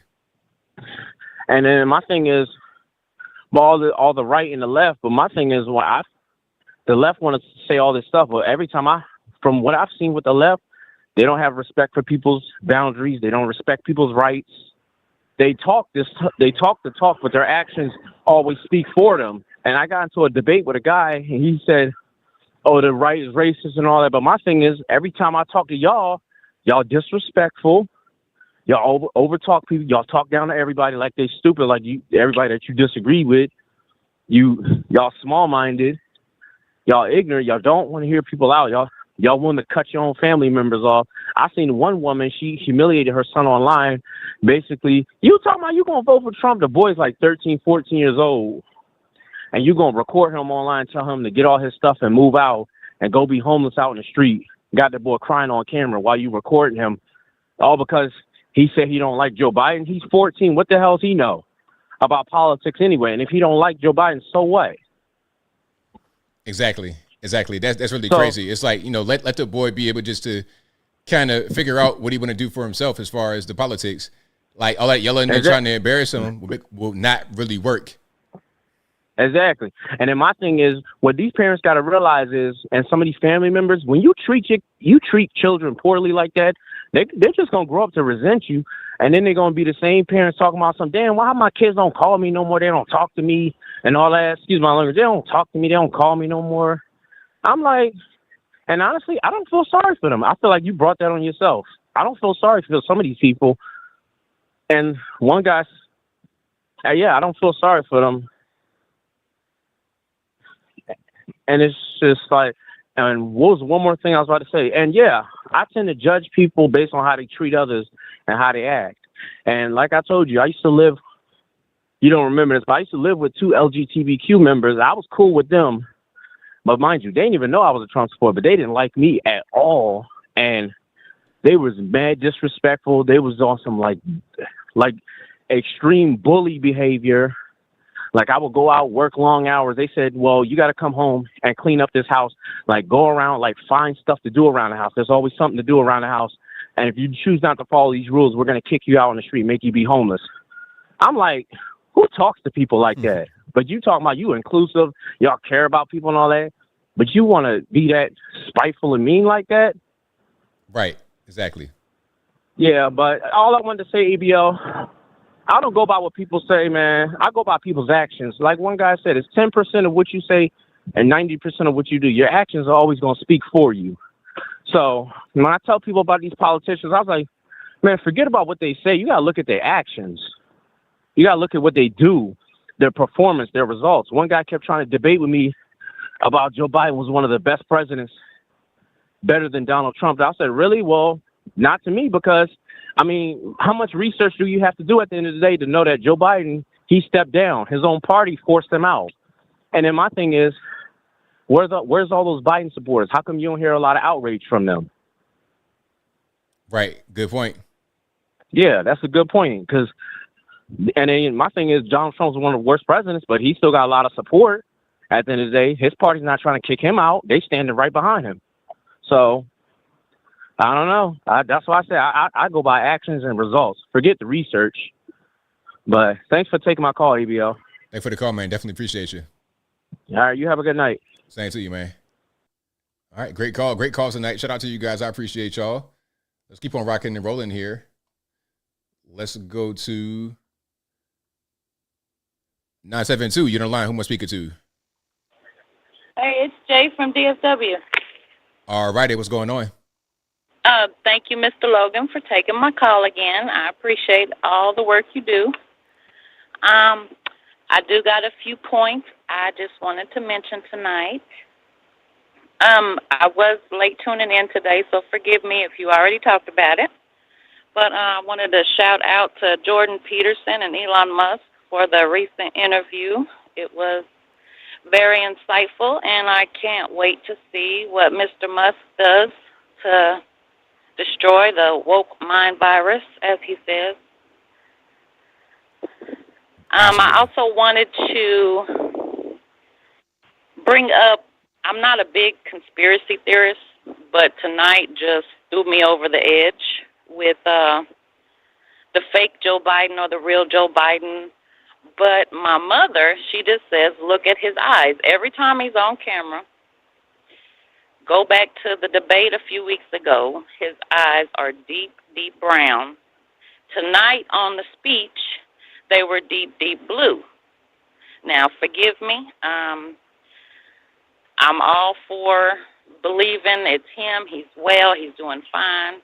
But I could not get that off my mind tonight. So if you get a chance, or anybody else in your audience, just take a look. I know it sounds crazy. It sounds crazy for me saying it, but from deep, deep brown to deep, deep blue, you can't change eye colors like that. There's something going on, and I don't throw it past the evil ones, not just the Democrats, but the evil side. Forgive me, I know it sounds crazy, but I also wanted to throw in there to the audience that our future is our youth. We have to empower, engage, acknowledge our youth. We can't just let them slide by and let the schools and the public and the friends take over. We have to set them down, get them into the politics side. I have a 13-year-old girl. Personally, well, I have several children, but I'm focusing on my 13-year-old because she's very easily persuaded. Set them down, introduce them to the politics. I'm begging her to do some kind of political science, in schools. And year after year, it's, Mom, I don't even want to talk about it. I don't want to talk about it. But recently, we were in the car driving home. I don't listen to the music that's out today. We're always on a Bible study or a political podcast, but we came across Mr. Mark Robertson, very inspirational every time you hear him, of course. But something in his speech that day, if it was maybe a month ago, just caught her. And ever since then, she's been begging to listen to Megyn Kelly and, you know, all the other PBD podcasts, and just intrigued. And it is a relief to see it in her. We can sit and have a conversation, and you can see she gets it. And I'm sorry. It's good. I just wanted to encourage everybody, please, if you have young ones at home, take the tablets, take the phones, take everything. Go to the library, get some books, even if it's fiction and nonfiction. Get them, sit them down, pull them to the side, encourage them. Political, anything. We have to get them engaged because they are our future. Right on. Absolutely. Very well said. I appreciate you. Thank you, Mr. ABL. Thank you for the call. Definitely appreciate you. Mm-hmm. I love hearing stuff like that. I love hearing the kids getting involved, and I like everybody getting involved in politics, but especially when the young people are getting involved in politics and they're really into it and they're really interested and they really want to learn. That's always a great thing. So shout out to the youngins out there really getting involved and really learning beyond what they teach you in school. 623 in the line. Who am I speaking to? Hey, Bill. It's Steven from Arizona. All right, man. What's going on? Nothing much, man. Did you watch any of the hearings over the weekend? Which ones? You talking about the Secret Service director? Yep. Yeah, definitely. Okay. Did you hear that there was Homeland Security people filling in for Secret Service? Yes, I did hear that. Man, that's actually kind of weird because isn't her boss the head of the Homeland Security? Is that Mayorkas? Yeah. Yeah. I mean, the whole thing was weird. Everything about that situation was weird.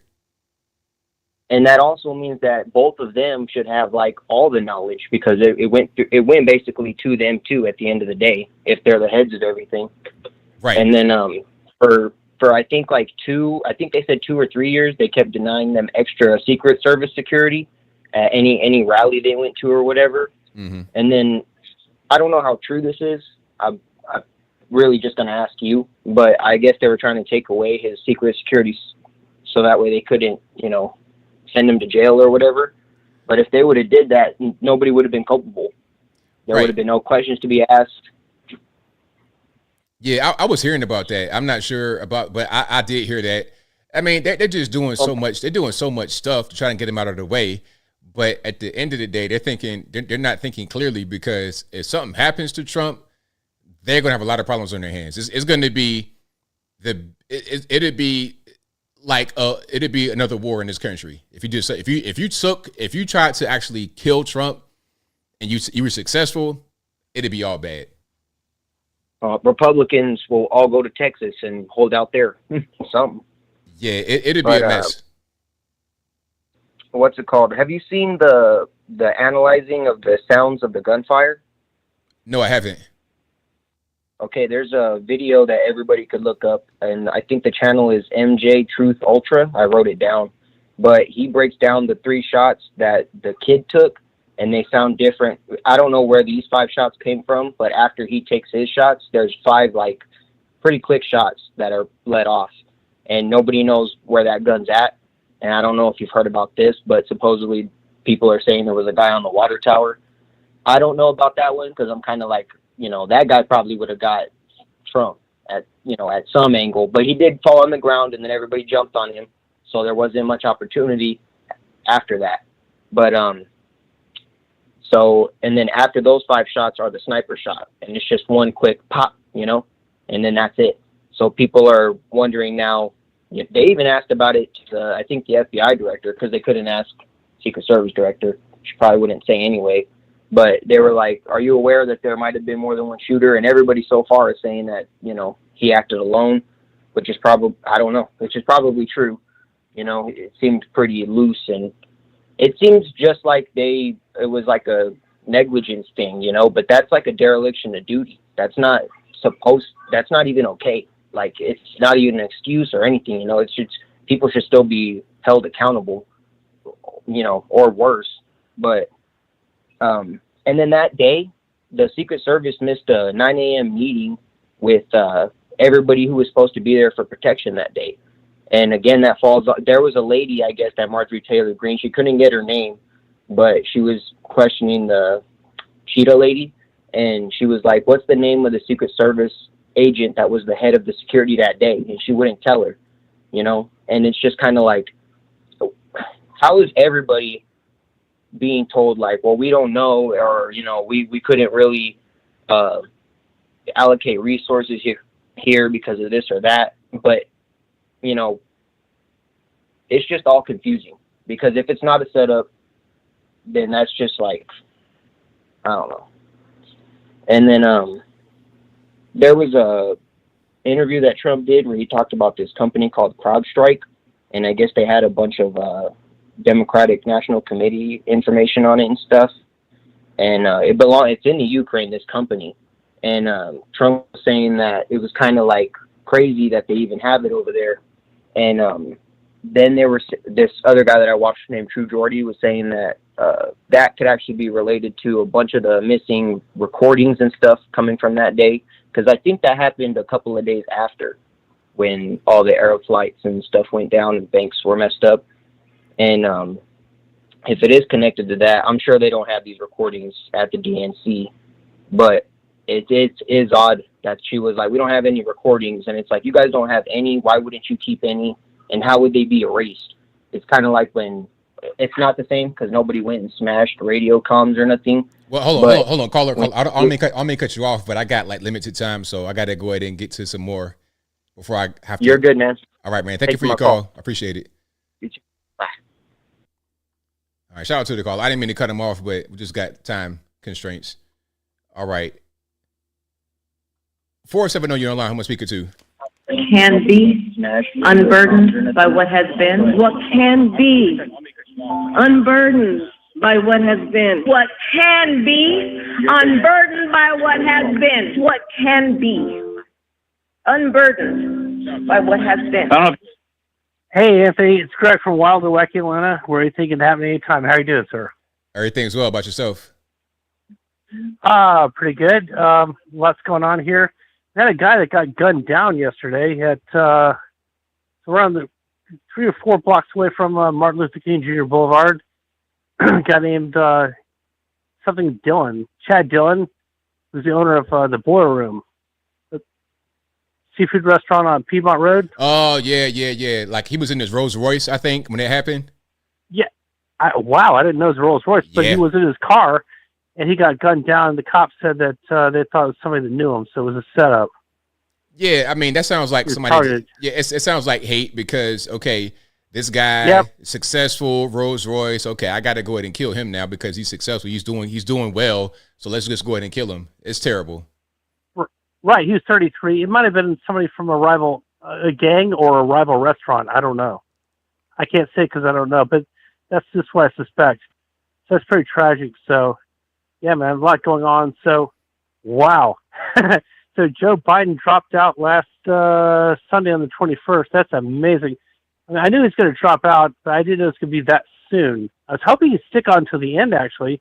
Now I'm mad because, Trump won't be able to say, I beat Biden twice. Right. You can only say I beat him once. And so, yeah, I understand your point about, the Democrat voters feeling like they've been screwed out of their their candidate, and they didn't have a choice in that. But hey, we didn't have a choice, in having Trump screwed out of the election on November 3rd, 2020, when the election was stolen through massive voter fraud by the Democrats. Right, exactly. When Trump was winning.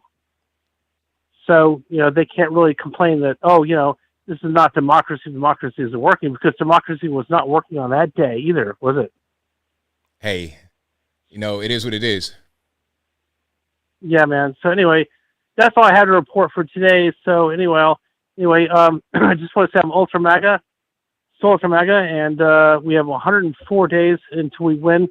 And oh, one last thing. I went to last Friday on July 19th, just 6 days after Trump has filed assassination attempts against him.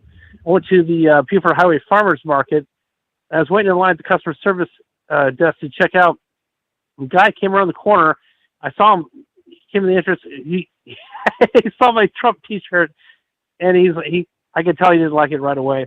And then he came around and went right by me and turned right straight to my left and said, F you. Wow. Really super loud with a lot of hatred behind it. So, wow. like the kind of negative energy and hatred, like if I had a gun in my hand, I'd shoot you right now. So, wow. They're getting desperate. They're getting very pissed off when they see Trump supporters. So I say, F them. So anyway. All right, man. That's all I have to say. You be safe when you come down to Atlanta. And go Trump. Trump 2024. You have a good night, man. Thanks. Take care. Thank you for the call, man. Appreciate it. See you. Bye. Yeah, shout out to my man for the call. Great call. But yeah, the whole thing with that guy that was in the Rolls Royce, it was crazy. It was really, really unfortunate. But hey, sometimes things like that happen. I think that might be it for my calls for tonight. I really appreciate y'all for being here. Shout out to you guys for joining early for Joe Biden's speech. I appreciate y'all for being here for that. But that'll be a wrap for me for tonight. I'll be back live again on Saturday. Same bat time, same bat place. 8 p.m. Eastern time to right around right now, 11 p.m. Eastern Standard Time. But shout out to you guys for watching, retweeting, super chatting, whatever you do. I could not do the show without you. Shout out to the mods keeping the trolls in check. I appreciate y'all for that. And this is also an audio streaming podcast. It'll be available on your favorite audio streaming platforms, whether that be Google Play, Spotify, Apple, iTunes, etc. Link for that will be in the description. Or just go to your favorite audio streaming platform and search ABL Live. I should pop right on up. This will be available 8 a.m. Eastern tomorrow morning. So what's that? Thursday morning on the 25th. So check it out there. But again, shout out to you guys. You guys are the best. I'm about to wrap it on up, put the bow on top. I got a few more super chats to read or do. I think I got everybody. Yeah, I got Bina. I got everybody. High tolerance. Shout out to you guys. I got everybody for the super chats. Shout out to you guys again for joining. But that'll be a wrap. So until next time, y'all be safe. I'm out and peace.